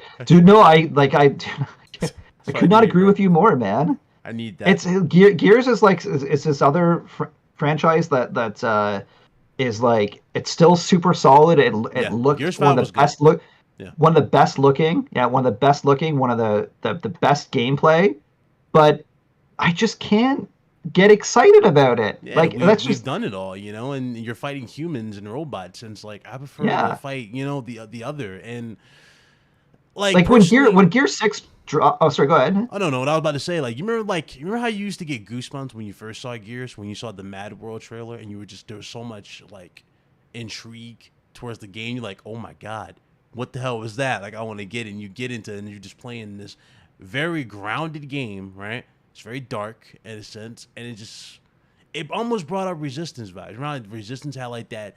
There was no hope type of thing, but you're slowly building as you get and you progress and fight. I was getting those vibes from Gears. I'm like, you know what? Okay, Gears is good. And then we slowly getting more into, I guess, what you would see in Hollywood today: action, explosions. You know what I mean? Over the topness. You're shooting robots. It's like that's not what I really care about. Yeah, totally. Like, dude, like I this is the thing that's like the problem with like these franchises. It's that like I already know how I'm going to feel about Gear 6 before I even see Gear 6. Yeah. Right? Like we're going to see a trailer of Gear 6 and I'm going to be like, "Damn, that looks good." Like I can't wait to play it. I'm definitely going to play it. I'm going to also think, it's probably going to be more of the same, but I'll still play I'll play through the whole campaign, of course, like I do every Gears game. I'll play multiplayer for 2 weeks, but probably I'll move on after that. Like that's just how because like I just know it's just going to be the same. It's going to be more of the same. It's going to be the same graphic style. It's going to be the same tone. It's going to be the same feel, right? Like it's nothing about this new game is going to feel fresh at all. Yeah. Right?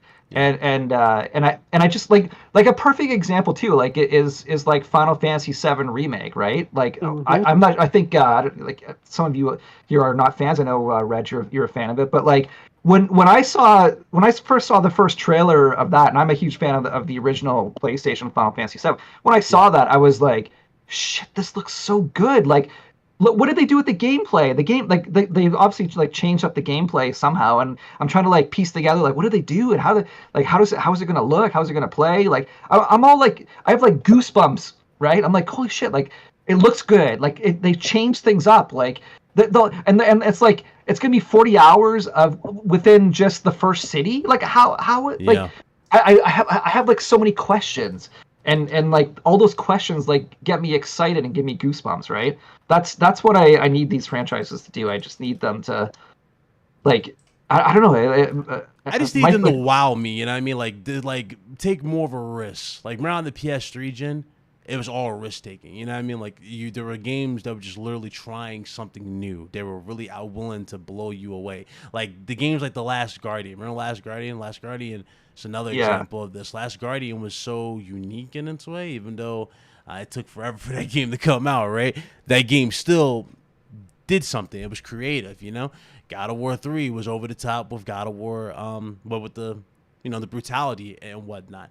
You had David Cage giving you an insanely realistic game like Heavy Rain, like a little too realistic for some people. You know what I mean? There's not that much risk I see going around. It's dude, the David Cage games were like those are perfect goosebump games. Yeah. Right. Yeah. Like I mean, let me know how you felt, but like, dude, when I saw the first image of Detroit, when they first showed Detroit, I was like, it's a new IP. I looked at it. We saw it before, though. Yeah. We saw it before. We saw it before, though. Remember, it was like in another game. It was like a teaser, but they said it was like an engine thing. And we was like, oh, okay, that's not a real game. Fast forward, it's a real game. That same face comes back, and it's played by Ashley Birch. And we're like, holy shit, that's real? Like, and I just want to like just emphasize too that like the way I feel about some of these Xbox franchises, I think like certainly applies to Sony as well, right? Like I'll fully admit I like a few weeks ago I beat Horizon Forbidden West. Thought that game was phenomenal. Everything was like, thought the story was great. Everything was just awesome with that game. I think, but after I beat that game, I gave it some thought, and I'm like, I could probably handle one more that's the same. Yeah. Right. Like it seems like it's going to be a trilogy. That's just the gut feeling that I get with this. Right. I could because the next one will probably be PS5 only, which means that hopefully we're going to get even better animations, better graphics, like just bigger scope, all that glorious stuff. I think I could probably do with one more, and still get goosebumps and get excited. Yeah. But then after that, Horizon, go dark for 3 years, right? Like let's do something else, man. Let's just give somebody else the spotlight. Let's not just rely heavily on 3 games out of like, let's say 50 in a collection. You know what I mean? Like I want more eyes on. Like for example, Sly Cooper. Where's Sly Cooper? I would love to see Sly Cooper come back into the spotlight. You know, Jack and Daxter. Yeah. Where's Jack and Daxter? Yeah. You know what I mean? I would love to see you go into that collection and bring those games back. Like, again, SOCOM. It's another one that's going to eventually come back, Resistance. But I would love to see the OGs legit get another chance. The only company to me that gets an exception for like repetition is Nintendo. I know people are probably gonna be like, look at this fraud on the right side of us. This like dude, no, you don't understand what just happened. He's such a fraud. My son just found out on his tablet that he just clicked on my show because it signed into my show, my name on his tablet. So he's like freaking out. He keeps running back and forth like, ha, daddy, wave. And he's freaked out that he sees me on his tablet. You know what I mean? Everybody wave. There you go. What's up? Yeah, like it's funny. Like Nintendo is the only developer publisher where it's like, I already know what their say like 15 or 20 big franchises are, and every console that I buy, I want to see like one of them, right? Go see yourself. Like I can't wait for the next Metroid. I can't wait for the next Donkey Kong. I want one. Like I don't want to have like a Donkey Kong every year, every couple of years, but I want to have like one per console. Yeah.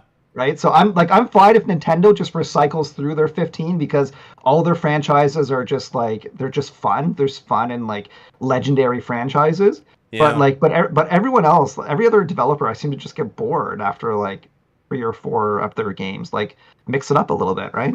Yeah, me and Blaze tried to get on Horizon. You want to tell him that ghost story, please? We tried to jump on Horizon. We were in the Discord and we literally just we couldn't play the damn game. We was like, yeah. He was like, Big Cloud. I was like, what's up? Elden Ring? Yeah, sure. Dude, Like, you know how many hours I got in Elden Ring? We shut it off. I got 780 hours on Elden Ring. Dude, you might catch up to me with 14, bro. I almost have 1,200. Well, see, From is like awesome at like mixing up their games too, right? And They'll have like you know they'll have like Demon Souls and then like every like basically like every couple of games they'll throw in like a new IP, right? Like we'll get like a random like Sekiro coming out, and you're like, what the hell is that? And then you'll get like a random Bloodborne. What the hell is that, right? So it's good. Like they don't just keep on like milking the same thing over and over and over again. It's the same formula though, but that's the thing. Like when you play Elden Ring, you're like, you know, it feels just like their old games. Yeah. There's a couple of like smaller tweaks here and there that make the gameplay new, like the horse and jumping and stuff like that. But like at its core, it's like it's the same game. Yeah, I'm with you on that, Bender. I'm not really in with Nintendo like I used to be. Like I left that a long time ago. But you know, they have some characters that I'm a little upset about. For example, Bayonetta. They got Bayonetta, and now we're forced to see Bayonetta in her in the worst quality possible on the Switch. But that's the thing, dude. Like Nintendo, it's like, don't get me wrong, we all grew up with Nintendo, but the problem is Nintendo just didn't grow up with us, if that makes sense, right? They just stayed with the same demographic. And don't get me wrong, that's made them insane amounts of money. That's made them insane when it comes to their user base. They just know what sells.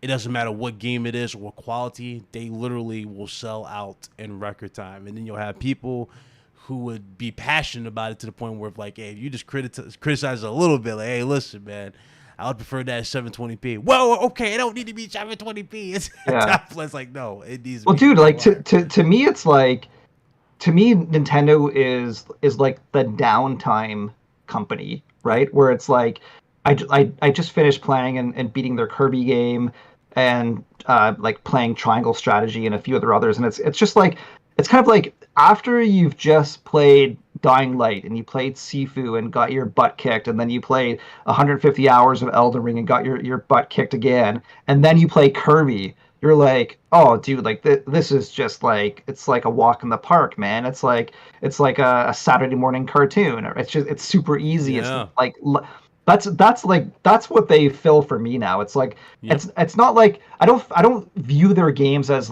like, oh my god, it's like the peak of gaming. Like, no, like the peak of gaming is stuff like Elden Ring, like the mature stuff, the God of Wars, right? The Horizons. Those are like the meaty things that really get me driven.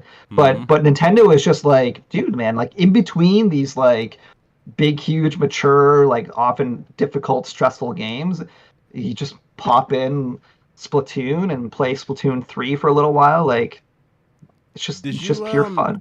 You played Metroid, right? The new, was the Dread? I think it was Metroid Dread, yeah. Oh, dude, so good. Yeah, so I heard hard as hell. Yeah, I heard mixed. I can't even believe I beat that game, to be honest. The last boss is like, yeah. The last boss, I hated it. You know that game kind of reminded me of? It kind of reminded me of that, with the style. It kind of reminded me of that game Strider. Remember on PS4? I think it was called Strider. Strider. I remember I played Strider on. Remember, it was free. It was like free. on Sega Genesis. Yeah, I think it was Strider. Oh, it was free on PS4. Well, maybe I'll have to take a look, because like for sure Sega Genesis had a Strider game. Yeah. It was like a side-scrolling, like you were like a dude with like a samurai sword. Yeah, it reminded me of that, but toned down a bit in terms of like obviously the graphics and whatnot. But I mean, and that's what it felt like they were trying to go for, that type of style. But okay, I'll definitely Google it. Probably I played it.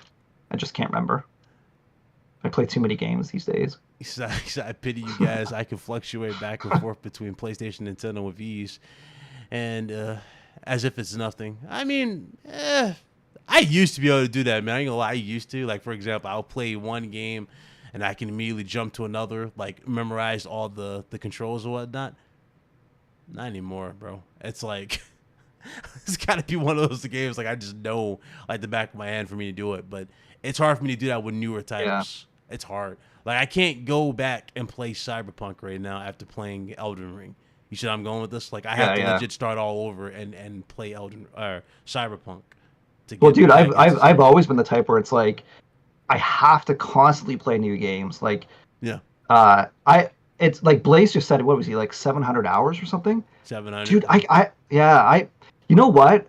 I look at that and I'm like, I'm envious because Elden Ring is so good and I want to go back and play it and I wish I could, but like I'm just not that type of gamer at the end of the day. Like it's like 100 hours, 150 hours in a game and like I'm done. Like I'm playing The Ascent right now and I'm playing another game that I can't mention, but The Ascent looks cool. I just playing PvP though. That's eating up my time. I beat the game 5 times now, but I'm playing PvP every day until 1 in the morning. Listen, honey, you could be one of us and just play 14 for 1,200 hours. No, God. Yes, sir. Yeah. Go to the Yoshi P greatness, bro. Getting the Yoshi P greatness. You nodded your head and you were just so accomplished. You see how he said that? Like, it's like, 1,000 hours. 1,200. Sean Benjamin saying that he can fluctuate between PlayStation and Nintendo with ease. Yeah, that was the comment that I read. John likes to bounce around. That's what I can do too, man. I love doing that. It's tough for me. Like it depends on the game, bro. If it's like these AAA budget games, it's tough. I don't know, man. Like for example, a David Cage game, right? AAA David Cage game, like the Detroits and whatnot. I could do that, no problem, because it's simple, right? It's simple button press and choice making. I could jump between a fighting game probably from a shooter, sure, but it just feels like different open world games. You know what I mean? And they have different. Big Cloud is the biggest Sony guy in the room, man. He don't play on his PC, bro. I know. Everybody knows, man. Big Cloud will say he be playing on his PC. I don't know why he gets upset when he gives me Big Cloud owns a PlayStation 5, and that's it. Guy. Well, he gives me my flowers. I'm a PlayStation guy, but you're the one rocking all the PlayStation stuff. Dude, if the game's out on PlayStation, then for sure I'll play it on PlayStation. But there's just games that aren't on PlayStation. That's true. Yeah, Big Cloud. So that's why I hop console. Yeah, Big Cloud. Did you hear that? Because I'm like, dude, I'm not gonna miss playing that game. Red, how many did you exactly, Big Cloud? Say it again, Red. What'd you say? What did I say? What'd you say? Break it down, right here. Let the people know what's going on, right? Yeah, break it down. You either go ahead, break it down. Break it down. Break it down. Dude, all I gotta say is I gifted Big Endeavor. Cloud a game called Elder Soul. Never finished it. And then in my head, I'm like, the man doesn't have games right on PC. He complains. I was like, let me get Metal Gear Solid because Metal Gear Solid 5. But then I was like, dude, if I give him the game on PC, he's not gonna finish it. I'll finish it. Dude, that's the game that Sony was tweeting about the other day. Yeah. What up, Meth? It's like, how did that name even pass? Like, that was the game that's like exactly like Elden Ring and Dark Souls, right? Like, Elder Souls. No. Elder Souls came out, and I remember correctly. The reason why I did not finish Elder Souls because what's the name? Because he was getting his ass whooped in the game. No, there was. Yes, you were. There was a game. Yeah, you were. Yes, you were, dude. Is it a Souls-like? It's a Souls-like game. It's a hard game, but it's like, what do they call it? A Souls-like boss rush game? It's like a indie. It's indie. Yeah. Souls boss rush type of game. There you go. Huh. Picture, like you remember that? I forgot what it's called. Remember how Bloodborne had like that downgrade little update thing for PC where it was like pixelated? For everything that it wasn't like they like a pixel. Honestly, Hunter, you would probably like the game and probably beat it like before BitCloud would. Yeah. No, actually, it's funny enough. The reason why I'm mentioning that is because I saw Sony tweeting about that, and I thought the name was hilarious because it was such a copy. So I actually ended up like downloading it. I haven't played it yet. I'm gonna jump in this weekend. Well, it technically came out before Elden Ring. Yeah, it was like a year ago. Yeah, a year or something. Look at this plate of food, huh? All right, give me a week, guys. Yeah. I'll come back next week and give you my thoughts on the game. What was I gonna say? Oh, I know you guys talked about the demake Bloodborne, right? And people started reporting on it, But like when I watched Colin's show, it was Sacred Symbols, Sacred Symbols. episode 200, The live one, yeah. and they did the top 25 games for PlayStation, which was oriented for like the podcast members, freaking ranking system along with the audience's ranking system. I think Bloodborne was like number 3 at the time, like at that show. And then Colin was like, "Yeah, Bloodborne this isn't going to be the last you see of Bloodborne," or something along the lines of when I was reading it. Then a day or two later, it was when articles started coming out quoting. I was like, "Oh, I guess people were going to quote this." But yeah, like Colin's always, anytime he leaks something about PlayStation, he's been pretty spot on. Yeah, just So, like Greg could it be a Miller. sequel or could it be a PC port or a sequel would remaster? be Yeah. insane. I think any of them would be insane. Even just like a 60 frame per second patch.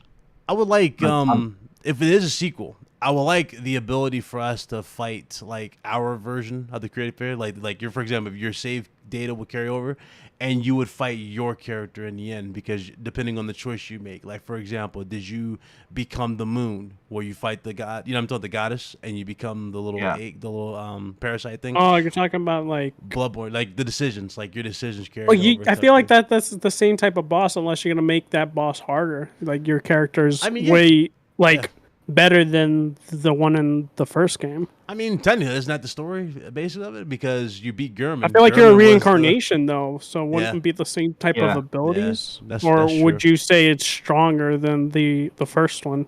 I would say it has more knowledge of you because it actually conquered the dream. You know what I mean? It became the dream in the long run. So it knows that it's constantly it's in a loop, but it's above the loop, if that makes sense. So it's wise. I want to. Yeah. Yeah. I feel like the whole game is in of itself a loop. Like you submit, you go back to the nightmares like a regular person or something like that. If you submit, and then you're freed. So basically, you wake up anew, but not necessarily in the dream. So you're free. Okay. Because that's why remember the tombstone. That's what the tombstone represent. People who were actually freed. Everybody else fought Gurman, I think. Yeah, and then if you fight Gurman and beat him and don't summon the moon creature, you take his role. Yeah, you become the overseer of the dream until the next hunt, until you fight someone. Yeah. So it was dope, man. That game was so dope. I can't wait to see what they do with the sequel. And you guys are talking about credibility. Greg Miller is not really on the chopping block, because he said that Square-Enix was constantly the main thing he heard about for Sony in terms of acquisitions, and he basically put that into a lot of other things that he heard about. So of course, with that being said and everything else kind of pointing toward this with multiple sources, I think it's safe to say that Sony has acquired Square-Enix Japan. And again, we talked about it earlier, being redhead. We kind of, actually, you were there too, Hunter. You also chimed in, but we talked about it, like just the market share and whatnot, the market cap of everything. So it makes sense for Sony to buy Square-Enix Japan. And again, I'm not even surprised. It's another live service to get on their belt as well. Exactly. With Final Fantasy 14. And with that new premium dropping soon too. Yeah, dude, I wouldn't be surprised too. Like, there's obviously with like what Colin was saying with Bloodborne. I don't want to this is just me saying it, so I don't want anyone to think I'm starting any kind of rumors or anything like that. But I actually think there's a pretty decent chance that it would be Bloodborne 2 over like a remake or a remaster, because the thing that I'm actually surprised about is that at Sony the last 2 generations has always purchase an exclusive game from Software, like PS3, Demon Soul, PS4, Bloodborne, right? Like it just seems logical and natural. And plus, like Sony even is invested in Katakawa too, right? So they're like they're financially tied as well. So like the odds of an exclusive from Software game coming to PS5, I would put at like a very high, like. Yeah. That's my probability. I would say probably very That's why I high. think they formed that capital alliance, not partnership, but alliance. Remember how Sony bought into shares? I do think that's probably what's going on. Because also, you got to think as well, Bloodborne and their style of games go into manga, right? They're in like, they have their own little comics. Oh, yeah. So it makes sense too with Funimation. So I do see Like, so, working it. like, yeah, and the thing is too is like, for sure, Sony has to see that on like Reddit and websites and Twitter, like almost every day Bloodborne is trending. Like it is Yeah. ridiculous. I'll just like log in on just any old random day and I'll be like, oh, 9,000 tweets today about Bloodborne. I'm like, what's the new rumor for Bloodborne today? And then sometimes it's not even a rumor. Sometimes it's just like someone posted like cool like deviant art or whatever, right? And it's like everyone's like commenting on the art. And I'm like, okay, like the littlest things will make this franchise trend. So, and like especially given the success of Elden Ring, right?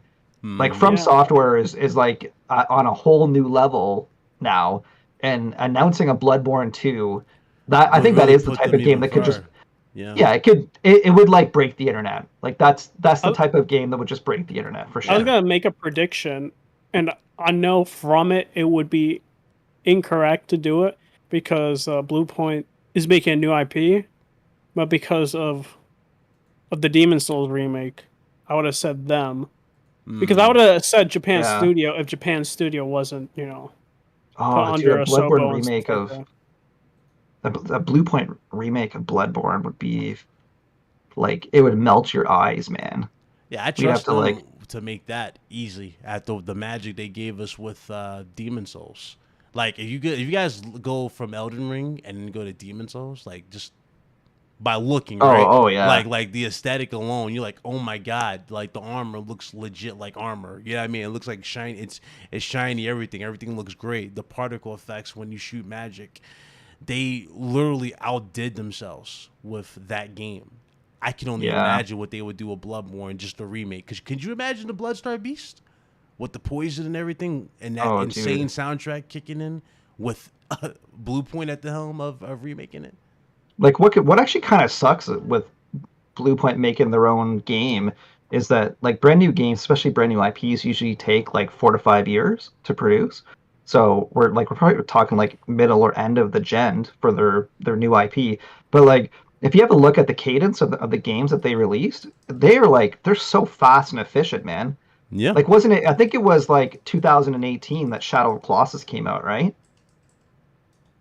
That's Yeah, when it was. yeah, 2000. yeah. It was like right before God of War, right? It was like February or whatever of that year. And then 2020 is when Demon Souls came out. Like they were like pumping out like high end, high quality remakes like every 2 years, Yeah. right? At that point, like if they were doing a remake, we would have had another remake this year, right? Yeah. That's where it's. We could have had Bloodborne remake this year That's what I'm if they saying, weren't yeah. making their own IP. So again. It I'm in makes this like sense- it situation makes where I'm sense, like, though. I want them to be happy and like do what they want, but I'm like, damn it, you could have given me Bloodborne this year. Yeah, like again, like don't lose hope though. I mean, at this point, because it's again we're just starting. I do see it being announced. Except that could be a special announcement for next year. Who knows really? But seeing what they did with the Leech manga and Demon Souls, Yeah, imagine what they would do with Father Gascon. yeah. You know? Oh, dude, yeah. No, I Imagine that. actually I totally agree. If From Software is not going to do a Bloodborne, then Bluepoint will do a remake. Like after what they did with Demon Souls on PS5, like if you're Herman Hulse, you have to. Like, Yeah, how could you not get them to make Bloodborne? yeah. Exactly. Like, there was this thing going around where it's like PlayStation, like rumors and stuff, and like certain games being made. And listen, I know I'm 100% like, I don't.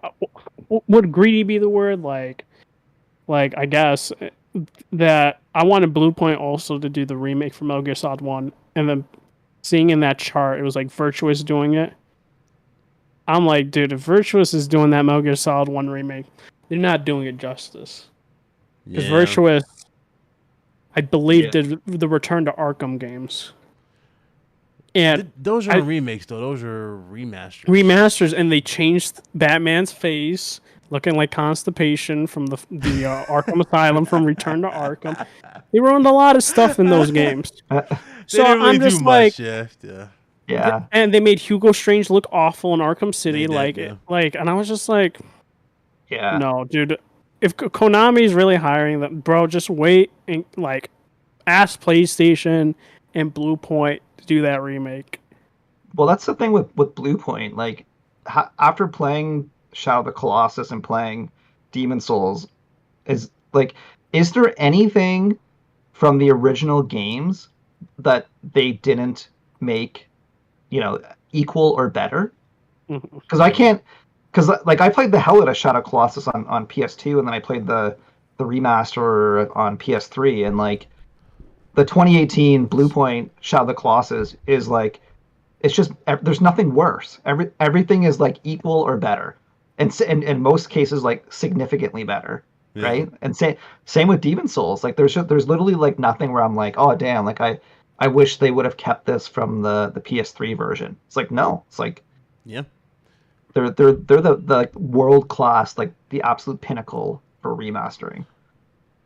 I see people saying Doctor Strange. We need a Doctor Strange game in the chat. I would like to see it personally, especially for Microsoft. That'd be cool for them.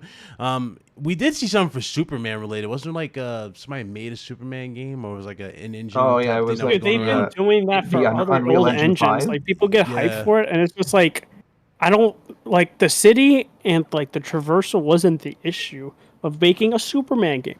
The issue is not even how to make it fun, because Superman's an OP character. So if you have him, no, my thing is if you're fighting criminals, there's no way any ordinary criminal is going to match up against Superman. It's just no way, no feasible way, and you can't just have it to the point where all these enemies have all kryptonite armor and stuff like that, because kryptonite is rare. The only person to get kryptonite and a small amount is Lex Luthor. So there's just no way, feasible way of doing that. And then if you make the enemies somehow stronger, random people, that's not going to make sense. And it's just only thing I could think of, which would make sense, is to have Darkseid and his army invade Metropolis or Brainiac. That's the only two things I could think of. That Other than that, it's really hard.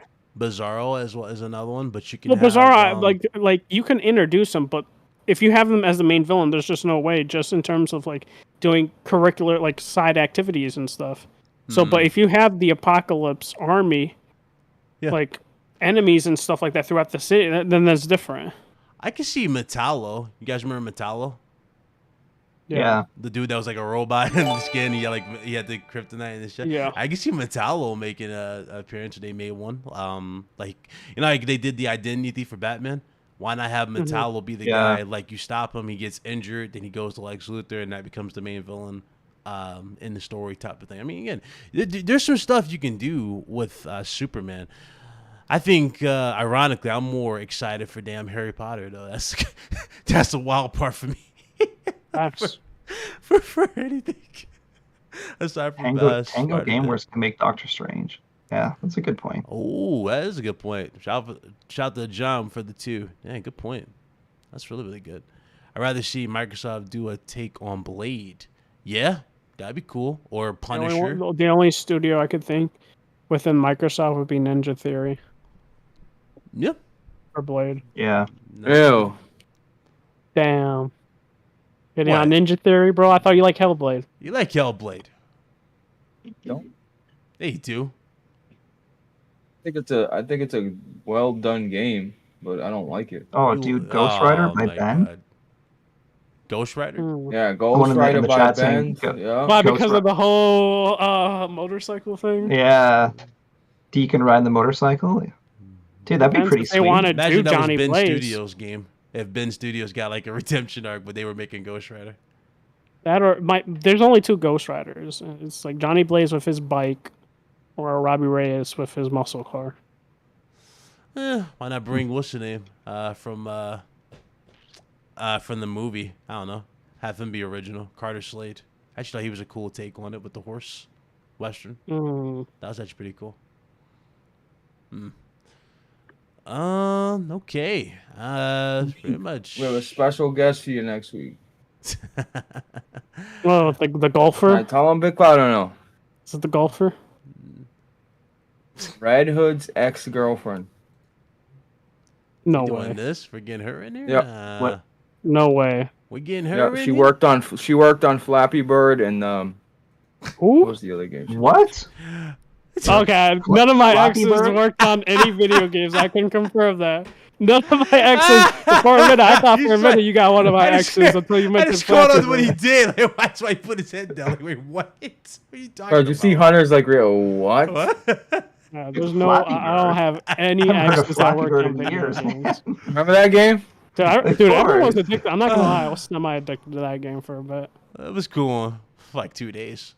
Dude, I went to an arcade like a month ago and there was like a knockoff. Oh, dude, I think best. Yeah, I well, seen the that. best Yeah. I seen that.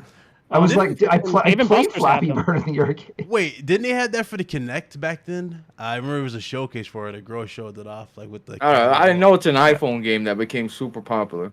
Oh man, Flappy Bird. Then it became a movie. Bro, and I would be indulging more, but I had to pick up my kid from Oh, you good? preschool today, and there's no one else to watch him, so he's just under my desk. And there's not much I can do. He's No, just that's all over good. the place. Let me take some questions from the chat. If you guys got anything you want to ask us, but that's pretty much it. We pretty much went through everything for the show. Not much really The only talk thing about. I'll say, because it won't be a long discussion for it, is what was it? Yoshi P was doing a near I forgot what type of stream it was. I follow somebody that does like the translations for Yoshi P all the time, and it gained traction with a lot of news articles misquoting her and all that, and Yoshi P. But essentially, Final Fantasy 16 is like almost done. Literally in the bug phases, like about 80% done. Bug phases are like what the remaining 20, but everybody assumed it's like literally done, but that's not the case. It's just the bug phases. But yeah, they have a trailer, and it may come out in a month too, or PlayStation Showcase or something like that. Okay. Well, the good thing about that, I was following along, and I kind of feel bad for it because like people are making articles about that when she clarified that no, actually it's like 80%. But the good thing that I think about it is like, yeah, they did confirm that they made a trailer. Mm-hmm. So in order for them to make a trailer, there's obviously going to be a spot where they're going to be showing it, which is probably at the next PlayStation event, right? Which means probably, I'm just guessing here, but I'm guessing that Sony probably contacted their major publishers and were like, yo, we're going to have an event, like make sure you have your trailer ready, right? So as soon as I saw that, I was like, oh, maybe we are going to get a PlayStation event, because it's either a PlayStation event or like a dedicated maybe state of play on Final Fantasy. But it's like something Sony and PlayStation, or sorry, something Sony and Final Fantasy 16 for sure has to happen within the next month. Yeah, or so. And do I think it's coming out in 2022? I'm on the fence. I wanted to come out in 2022, but because of them having Forspoken in October, if I was Square, this is my thought process. Forspoken shouldn't even be coming out in October, just because it does not have the staying power that Final Fantasy does. And I feel like if you're a brand new IP, you cannot compete in the fall lineup. There's just no way. You're not going to compete with Starfield. You're not going to compete with. You're not going to compete with Call of Duty. I think it should come out in January, because a lot of smaller games that come out in January typically do actually. Why do you really, care really if they well. compete on Call of Duty? Well, Forspoken?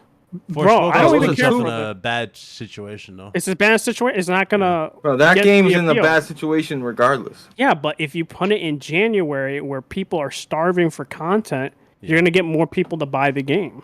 It happens all the time. So I doubt it. well, Final Fantasy 16 in October/November, and it will be able to compete. It always does when it's coming out in fall, like 15 did. Okay. Got some questions from the chat. All right, I see y'all. John the Don, he says, do you guys think we'll get more CGI than gameplay from Summer Games Fest?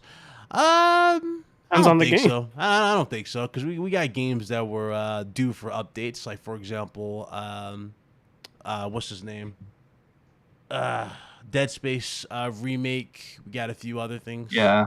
So I expect Isn't some that, game. that's supposed to be this year, right? Yeah, so I expect an update for Dead Space Yeah. there.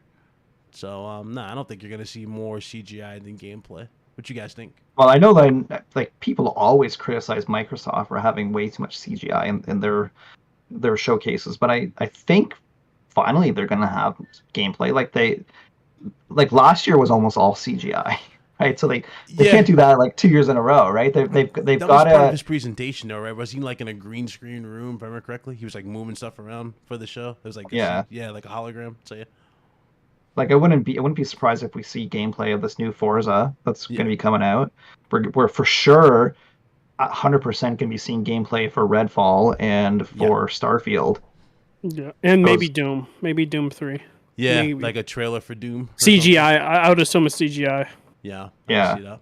And then whenever Sony does their thing, like we're absolutely going to see gameplay of God of War, probably an extended like 5 to 10 minute gameplay for that. I could see that happening. I think like for sure Final Fantasy 16 next trailer is going to show gameplay. They've already shown gameplay last year, but Yeah, it was just like a part of the cutscenes. They were showing some gameplay with the cutscenes. yeah. Yeah. Slow mo backslip said you'll get more '90s rock bands commercials than anything. I doubt we'll get that. I think it's gonna be fine. Shout out to Slow Mo. What's up, bro? Donald, he says y'all going to check out that Evil Dead game. I actually am interested. You guys interested in the new Evil Dead game? Yeah, actually I am. Yeah, that looks Yeah. pretty good. I think it has Yeah. more promise than that Friday the 13th for other game. Yeah. Yeah, it's got like exactly. It's like it's 4v1, right? Yeah. Yeah. So, Looks I really can- cool. I can see that. It looks brutal too. Have you guys Yeah. seen like it like you like completely rip people apart and decapitate them like brutally in that game. So Yeah, they stepped it up because Friday the 13th, it was kind of like clean kills, right? It wasn't really over the top, like it was clean kills. And then when they went to and did Predator was a little bit more gory because you can rip the heads off and take their spleens and stuff Right. like that out. Yeah, but this one, it's like they actually went a little bit more chaotic, you know what I mean, outside the box with it. So I hope that adds more fun. Is it the same to devs? the game? I think so. Yeah, I think it is. no, Evil no, it's not actually because Oh, is it? Friday the 13th is Ilphonic, right? Ilphonic, Yeah. Ilphonic, Predator is Ilphonic. No, this is a Yep. different developer. Okay. This is Saber, I believe. Saber Okay. Interactive. Saber Interactive. Saber is the one that I think they did Crisis Remastered. Yeah, they've done a lot of remasters. Oh, of okay. those. Okay. Yeah, they did. They've done.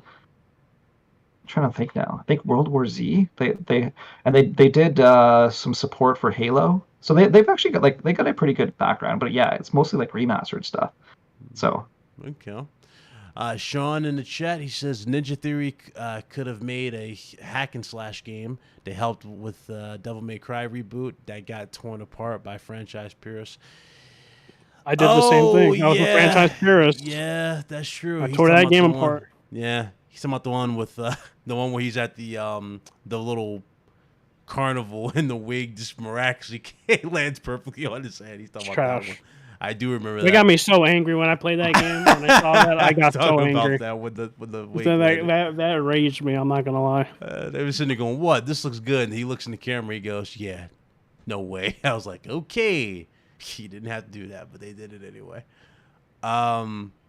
Who's Dude, I making saw that. Project I saw. Eve? What was that? I saw the that Ninja Theory, like they're like incredibly horribly bad fighting game is like $3 now. I think do you remember it was like Bleeding Edge? a couple Oh, years ago? jeez. You guys remember that? Don't bring up that game, man. That's I saw Matt's Warrior favorite 64 game. like Warrior was like tweeted out, he's like Bleeding Edge and you can buy it I think Amazon for like $1.99 or something. I was like, dude, even at $1.99, don't buy this game. Yeah, man, it's a passion project. Passion project. Yeah. That's what we're doing. The passion project. Yes, sir, man. Anytime it's a Those- smaller those- game and that's it what doesn't we do doing. well, you say it's a passion That- project, that's man. what we're doing. Dude, That's all you those gotta do. passion project stuff, man. I wish, honestly, like, I'm sure they're happy that they did it, but like, I wish they would just stop that. Did you guys ever play Grounded? That was a Ground- passion project. Yeah. Dude, I it played was when like it came out. I actually played Bleeding Edge and I played Grounded and I played both too. Surprisingly, I actually had fun, but I will say that I only had fun for like a day. and then I was like I'm done. But like I thought they were like Grounded was perfectly okay, but then I think there was only like 2 hours of content in the game, Yep. and then I was just like, I don't like they were gonna have like season drops, and I'm like, dude, I'm not gonna come back in like 4 months to play No. another half an hour of content. Like, dude, I'm done. Stop with these passion projects and just make better games. Sorry, I'm looking at the. Oh yeah, like Hellblade too. Hopefully, we're gonna get some gameplay for that. Like, dude, I know people are like PlayStation fans are always trashing it because it's Microsoft, but like, dude, Hellblade 1 was fucking good. I loved it. For what I it was. liked Hellblade 1, but the issue I only had with the game, like I loved everything in terms of sound design, atmosphere, even the story it was telling. The problem with it was like, and I attribute this because it was an indie game and not enough budget, was like the swordplay / combat felt repetitive. Yeah, it wasn't. Yeah, really yeah, well totally. They're very Yeah. bare bones. Yeah, It was more of like like atmospheric. That's what I remember from that that was game. funny Like, though. just- Like when you're talking to Satan and it's clearly just the director of the game with like a hat on, like a weird hat. Yeah. He's looking at you. Did you guys? I assume you guys did, but you guys play with headphones on, right? Yeah, I do. Yeah, Yeah, when like you're about to get the hit. audio. Yeah, she's like, The audio "Watch was out!" awesome. And she would have like voices all around, like, and you hear like Felt so random. weird when Remember you had playing to it. like hide from that Yeah. light creature, that little maze to get out the room, and she keeps going, I Yeah. don't know what it is, but it's close. Go to the left. Like otherwise you Yeah. go to the right. It's coming to the right. Like it's really, really good. Dude, when Hellblade 2 comes out, I'm gonna all be in. talking about it on the podcast, man. Like I'm All right. Oh man, will I'm BitCloud actually beat excited the about that game game. though? Will BitCloud actually beat I it? platinum the last one. Did you platinum the last one? dude, you have to play it. You Play have it to on play it. Steam, bro. But did you You platinum? don't play Did you no get- games on did Steam. Did you platinum? That is your question. So we don't have platinums on Did Steam, you get every achievement on the game? bro. I'll pull it up for you just so Did you you can get satisfied. every achievement on the game? Give me a sec. Yes or no? I should actually check. I don't know if I did. I What was platinumed. it?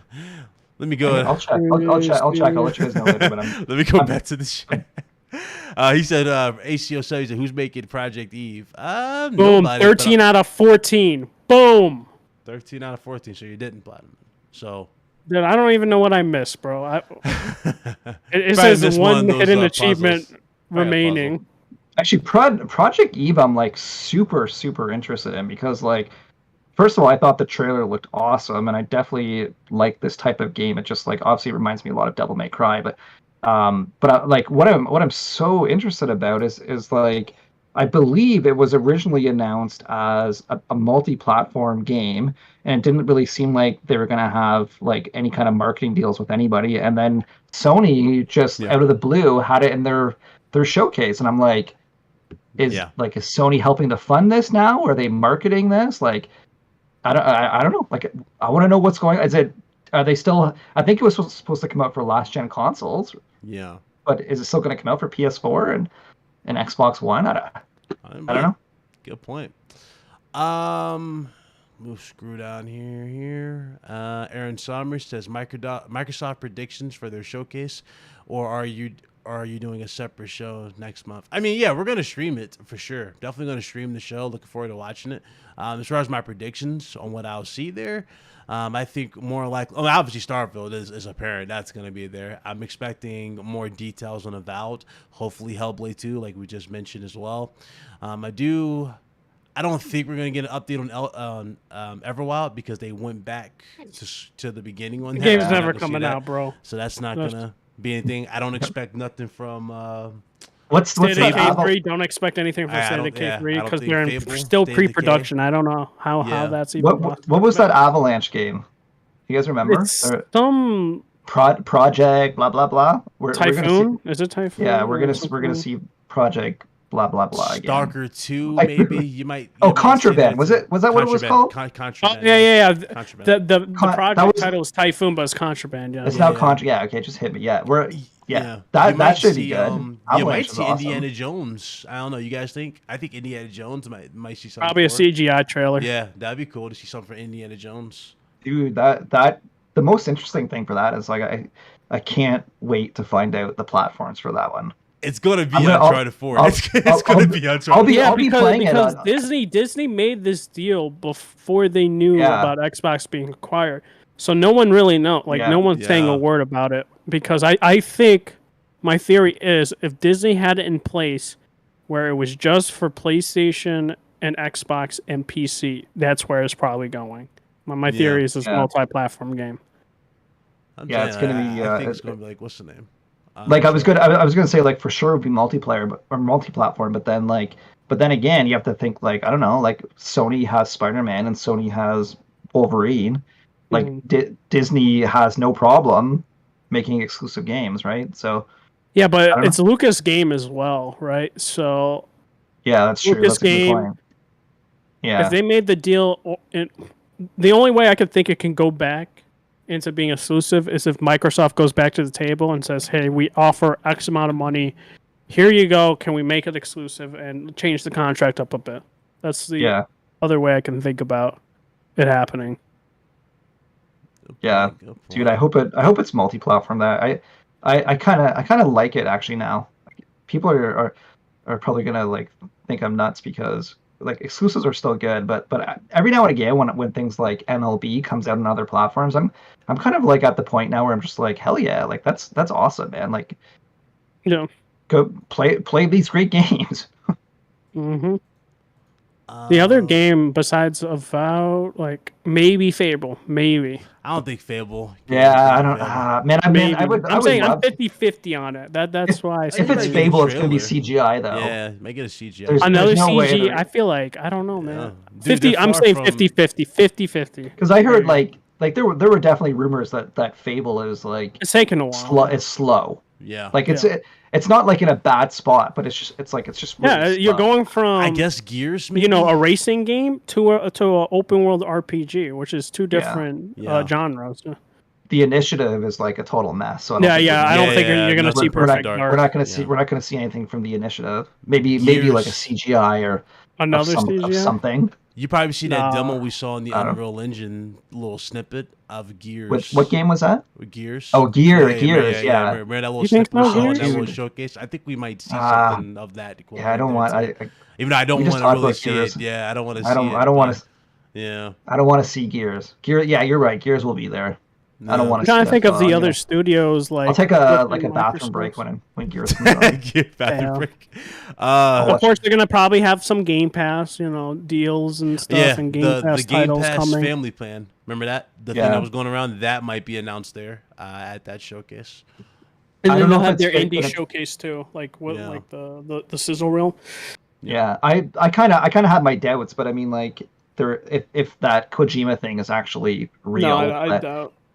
I don't think it's. I think they're working on a PS5 something or maybe a PSVR or something. But if this Xbox and Kojima thing is actually happening, we're gonna see it at this year's E3 for sure. I agree. We'll see if it's there. Jeff Grubb gets his flowers. If it's not, Yeah, and then Shout to what else? Dude, there was the God. You know what? It just makes me think. I gotta think. There's so many Xbox games that got announced that I just kind of they just slide I off. think Doom 3, like I Doom, said, yeah. get a CGI trailer. There was that story Maybe Quake. game that they announced. I think they showed it last year. I think it was called As Dusk Falls, right? As Dusk Falls. Mhm. I forgot. Do you about guys remember that? I forget. It's supposed to be like Life is Strange. It's the same kind of format as Life is Strange. Let me see. See. I know. Stalker 2 was another one. that Yeah, you're supposed to get it's not, bro. Stalker 2. No, remember? isn't They're Stalker- Ukraine. Oh Ukraine yeah, that's right. developer. Ukraine. That's right. That is Ukraine. That's delayed Yeah. indefinitely. Yeah. So Did they announce that? Mhm. that was Oh, okay. Because I knew some developers from Ukraine were trying to move some of their development outside of the country, but that's Yeah. not. Yeah. I don't That's know not- if they yeah. moved or not. They just said it's delayed indefinitely. Oh man, that sucks. That's horrible. Um. Oh, Yeah, yeah, that- like- Falls. This You is found like, it? I didn't. I saw this. I This- forgot about this this. As is Dusk comic Falls game book for sure is going to come out. It should. I'm sure they're probably actually going to announce the release date and say it's going to come out like this July or August or whatever. Like, yeah, I don't know. This is one of those games that actually is not for me, surprisingly. I just don't really care, like, for the comic book-esque, like, Yeah. like it's like a visual novel essentially. Yeah, well, isn't it just like Life is Strange? I thought it was the same format. No, like it's an actual like visual novel basically. As Dusk Falls. Huh. Yeah, Okay, like you I'll get to take a make look at it again. choices and stuff, but it looks like a visual novel to me. Like it's like Huh. comic book panels and stuff. Really? Are we looking at the same game? Yeah, As Dusk Falls came out July 23rd, 2020. The trailer. Okay. Yeah, I don't. Okay, I'm gonna have to rewatch that trailer because I could have sworn that there's that a it lot was... of games they got that we don't know. They have a lot of stuff now in their pipeline, so we'll find it. I think for sure. Quake might come. Okay. I actually like kind of hope like it's gonna be weird because usually at E3 I love like new stuff, but like I actually kind of hope that they don't announce a lot of new stuff. Like Microsoft has so many games that have been announced or like rumored, and just show us all of them. Like tell us when all these games are coming out. Show us some gameplay. When's Redfall coming out? When like show me Starfield. Give me like 20 minutes of that, right? Like there's just so much. Even just looking at their like what do they have, like 27 studios, or I don't know what's the final number. Well, with Activision it'll be like 30 plus. It's 30, but yeah, if you take out Activision, it's like 20 something. Yeah, like dude, like that, like if like 20 of those each have their own game, that's an hour and a half already right there, pretty much. Yeah. With like the Phil Spencer chat and like the indie montage and all that stuff that they always do. I don't think Double Fine will show anything either because they just released last year Psychonauts 2. So I just don't see that happening. What was the other one? Undead Labs, and there was another one. What did they make? Contrast? Or Contra? I'm trying to remember. Undead Labs, I don't think you're seeing Undead Labs. I actually think we'll see something from them, but again, it's just gonna be CGI. Like that studio just seems like another mess. I doubt they're ready for gameplay. Yeah. Contrast, that studio. What is it? Compulsion Games. That's the studio. Oh, you're talking about the like Montreal. Yeah. Yeah, they might show something. Well, actually, there wasn't their last game like We Happy Few. It was We Happy Few, right? But I feel like that game was like a little while ago now, right? Yeah. That was like 2 years ago or something like that. Maybe a little bit longer than 2 years. Because it wasn't early access, so I don't know. Yeah. Oh, you're right. Okay, you're right. I think the release was like 3 years ago, but then it was in early access for like 2 years before that. Yeah. So they should actually probably even have a game out like next year. Yeah. They don't really. They make more of like indie, smaller budget. Yeah, which I'm assuming they're not gonna get like a lot of people think all these studios are getting AAA budget like things, which I don't think so. I think certain studios will have smaller budgets, and I think Compulsion Games will be one of them. Oh, for sure. They're like what am I thinking? They are basically just like an indie studio for sure. And Microsoft needs like their big AAA titles, but they also need to have their studios that just produce like smaller indie titles every 2 or 3 years, which is what I think Compulsion is. Yeah. I think it's going to be like similar to like Concrete Genie, or like Sony's indie studio there, right? Like they tend to just make smaller stuff that comes out like every 3-4 years. All right. Let me go back to the chat here from Thanos. He said, "What features do you want from PSN? I just want gifting, digital game trading among friends, and better profiles." Discord. Hey, definitely Discord. I would definitely want the gifting option that you mentioned. I didn't really appreciate the communities option on PSN until we lost it. I kind of want the communities come back, but if you give me Discord, I think that would be better because you can have much more versatility in with that and everything. So, but I also want the ability to be able to invite a friend. Like, for example, let's say you're on Netflix. You can invite a friend in the chat and stream Netflix. Somehow we stream movies in Discord. That'd be cool. That'd be dope. Everything else, though, like the profiles, definitely want better profiles. The profiles are cool. They look cool. But we need dynamic themes, personally.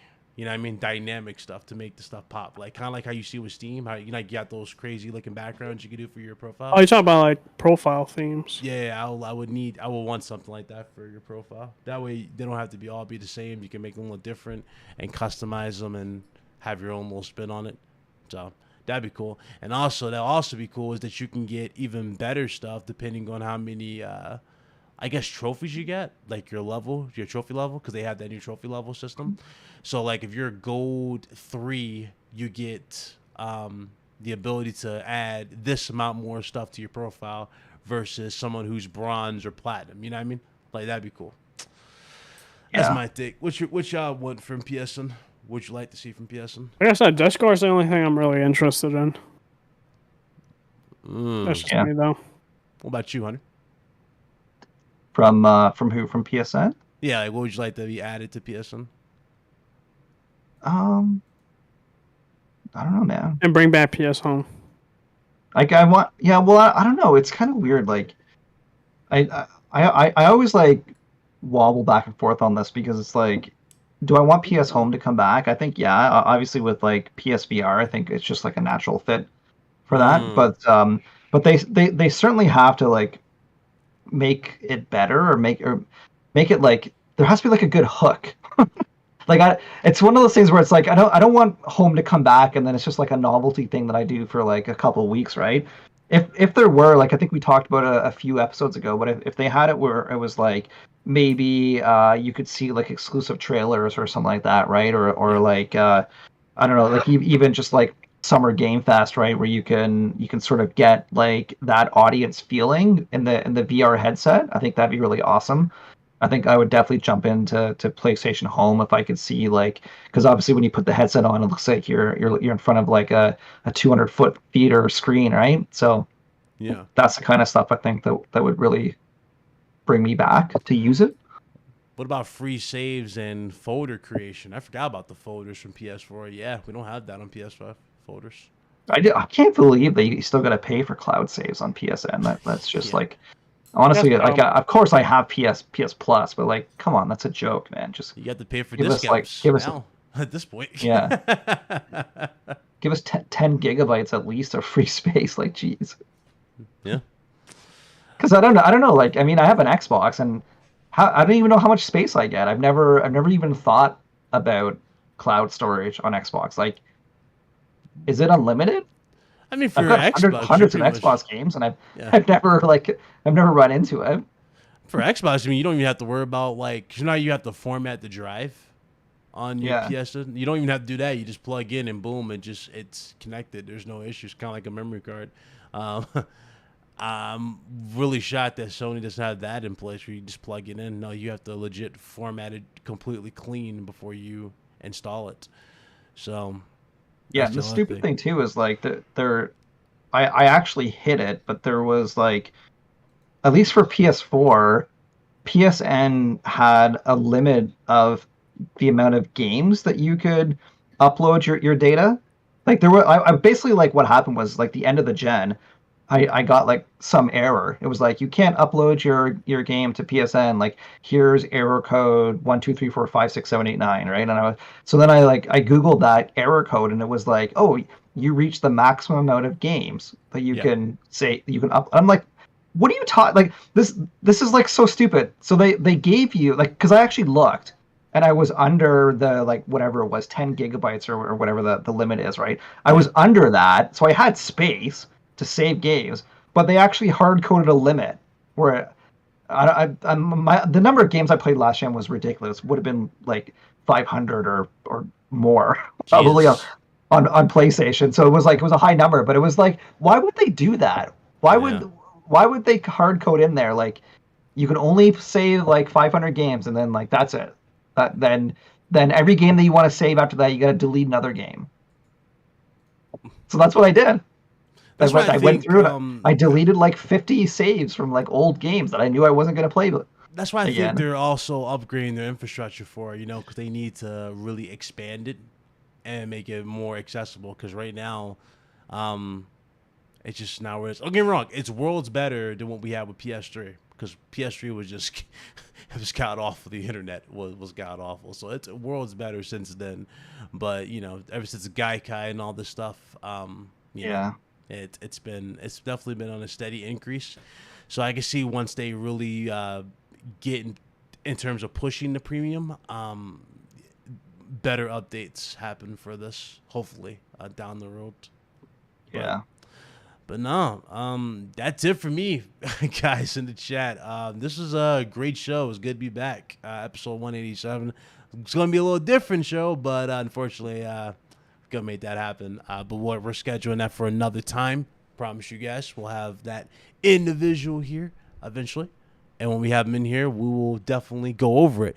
But in the meantime, you'll have us, of course, every Friday, and we'll also be having special guests, the whole 9 yards. I want to shout out everybody who came through. Hit that like button. Appreciate y'all. If you haven't done so already, please hit that like button and share it out. It really does help the channel grow. I appreciate it. And also, shout out to Blaze 4K. He came through. He's watching his son. That's why he dipped a little early. So shout out to Blaze. And Hunter, of course. We saw, ironically, his son also invaded the stream. I think your wife as well invaded the stream. Shout out to them. She did, yeah. I thought I locked the door too. I don't know. That's kind of why you probably have noticed I'm in my bedroom here. That's why I'm like, when you have a kid, it's like, dude, finding even just like a small spot in your house where you could just be alone. It's impossible. It's hard. Especially when they're curious. Like, why are you in there so long? Like, what are you doing? Yeah. They're so curious, kids. That's why I turned around, I'm like, I could have sworn I locked that door. How the hell did they get in? Did they break bust? I gotta go see if my lock is broken, because I don't know how the hell they got in. Oh man, you ready to know. Shout out to you and of course Red Hood 420. Let's get into these outros. Glad to start with Hunter. Where can the people find you, my brother? Yeah, so Twitter, man. Twitter's my jam. I said before that I do game writing for Walmart. I got some other content that I'm writing this week, so I'll be tweeting out the latest issue of the Walmart Gaming magazines. You can check out my writing in there, but Twitter is my main jam. I'm on the final stretch to 50K followers. Hopefully I can do that in the next little while. I don't know. We'll see. I didn't even even a couple of years ago, I was like, I'm never gonna hit 5K. I'm never gonna. And then I hit 5K. I'm like, I'm never gonna hit 10K. And then I hit 10, and then I'm just like, holy shit. I don't know what's going on. I don't know what the limit is for it now. But yeah, follow me on Twitter. It's Next Gen Player, and yeah, man, let's comment, chat, and let's start some conversations up. There you go. Make sure you guys support Hunter, man. Red Hood 420. Where can they find you, bro? Yeah. Gotta answer something real quick from the chat, and then I'll do it. Bender said, guys, what's up with Dolby Vision Atmos exclusivity on Xbox? I want that support announced for PS5. The reason why is because PlayStation does not want to pay for the license fee. And that's basically it. Nothing to look too far into. But they can find me at Twitter, RedHood240. Twitch, literally starting Sunday, I will be streaming pretty consistently. So look forward to that. You said that last week. No. I said in 2 weeks, sir. 2 weeks. We're about to hit that. 2 weeks, sir. The week before that. No, I never said that. But it's happening this Saturday. Dude, the cap I'm hearing. But no, seriously, it's going to happen. I'll be streaming. Probably going to be doing a lot of the multiplayer stuff, because that's like the wave, so to speak. And might be touching on certain cultures, so to speak, in terms of events happening, such as the case, the defamation case. So yeah, you can't talk because Blaze called you out the chat. Dude, listen. Man, anyways, it's happening this Saturday. It's a fact. I'm not going to be busy. So look forward to that. I'll be talking about the defamation case as well, and going through a lot of the footage. on Twitch as well. And YouTube, don't know. So I'm not going to promise anything. Just has to formulate through my Twitch schedule, so to speak. So He's such a damn everybody hit the like, subscribe, support Big Cloud. Blaze isn't here. Solidcast every Wednesdays. He has the new mascot, the gopher that he caught. So look forward to that. He's going to have that logo on the channel. You just got to name it, man. I mean, it is an honor if he names the gopher after me. I'm not going to lie. Oh yeah. I don't know if you saw that video, Hunter. I don't know if you seen that movie Disturbia with Shia LaBeouf. You ever see that? Yeah. Remember that scene when dude grabbed the little bunny? He was like, "Oh, you've been digging in my garden." So Blaze had a moment like that. He caught a bunny or whatever, or a gopher, or whatever's in his garden. He's like, "Yeah, I'll sponge you, buddy." So I don't know what happened with the gopher, but I'm guessing he's probably cooking the gopher right now. Or you might use that as a mascot for his channel. I have no clue. Shout out to Blaze, man. Shout out to everybody. Nah, it was fun, man. It was a fun show, as always. Always fun to hang out with the brothers, talk about some gaming. Even though this has been probably one insanely slow news week. You guys caught on to it? It's been very slow. Not much going on. But it's a good time, though. Enjoy your games. Go play your games, Finish that backlog, the whole 9 yards. And, you already know. If you missed my last video, I uploaded it the other day. It's on the channel. Go give that a listen. Appreciate if you guys check that out. And turn on those bell icons because, content. You already know. It's back on track. Anyway, appreciate y'all. See y'all on the next show. Shout out to Hunter, Red Hood, Blaze, everybody. We'll see you guys on the next one. We're out of here.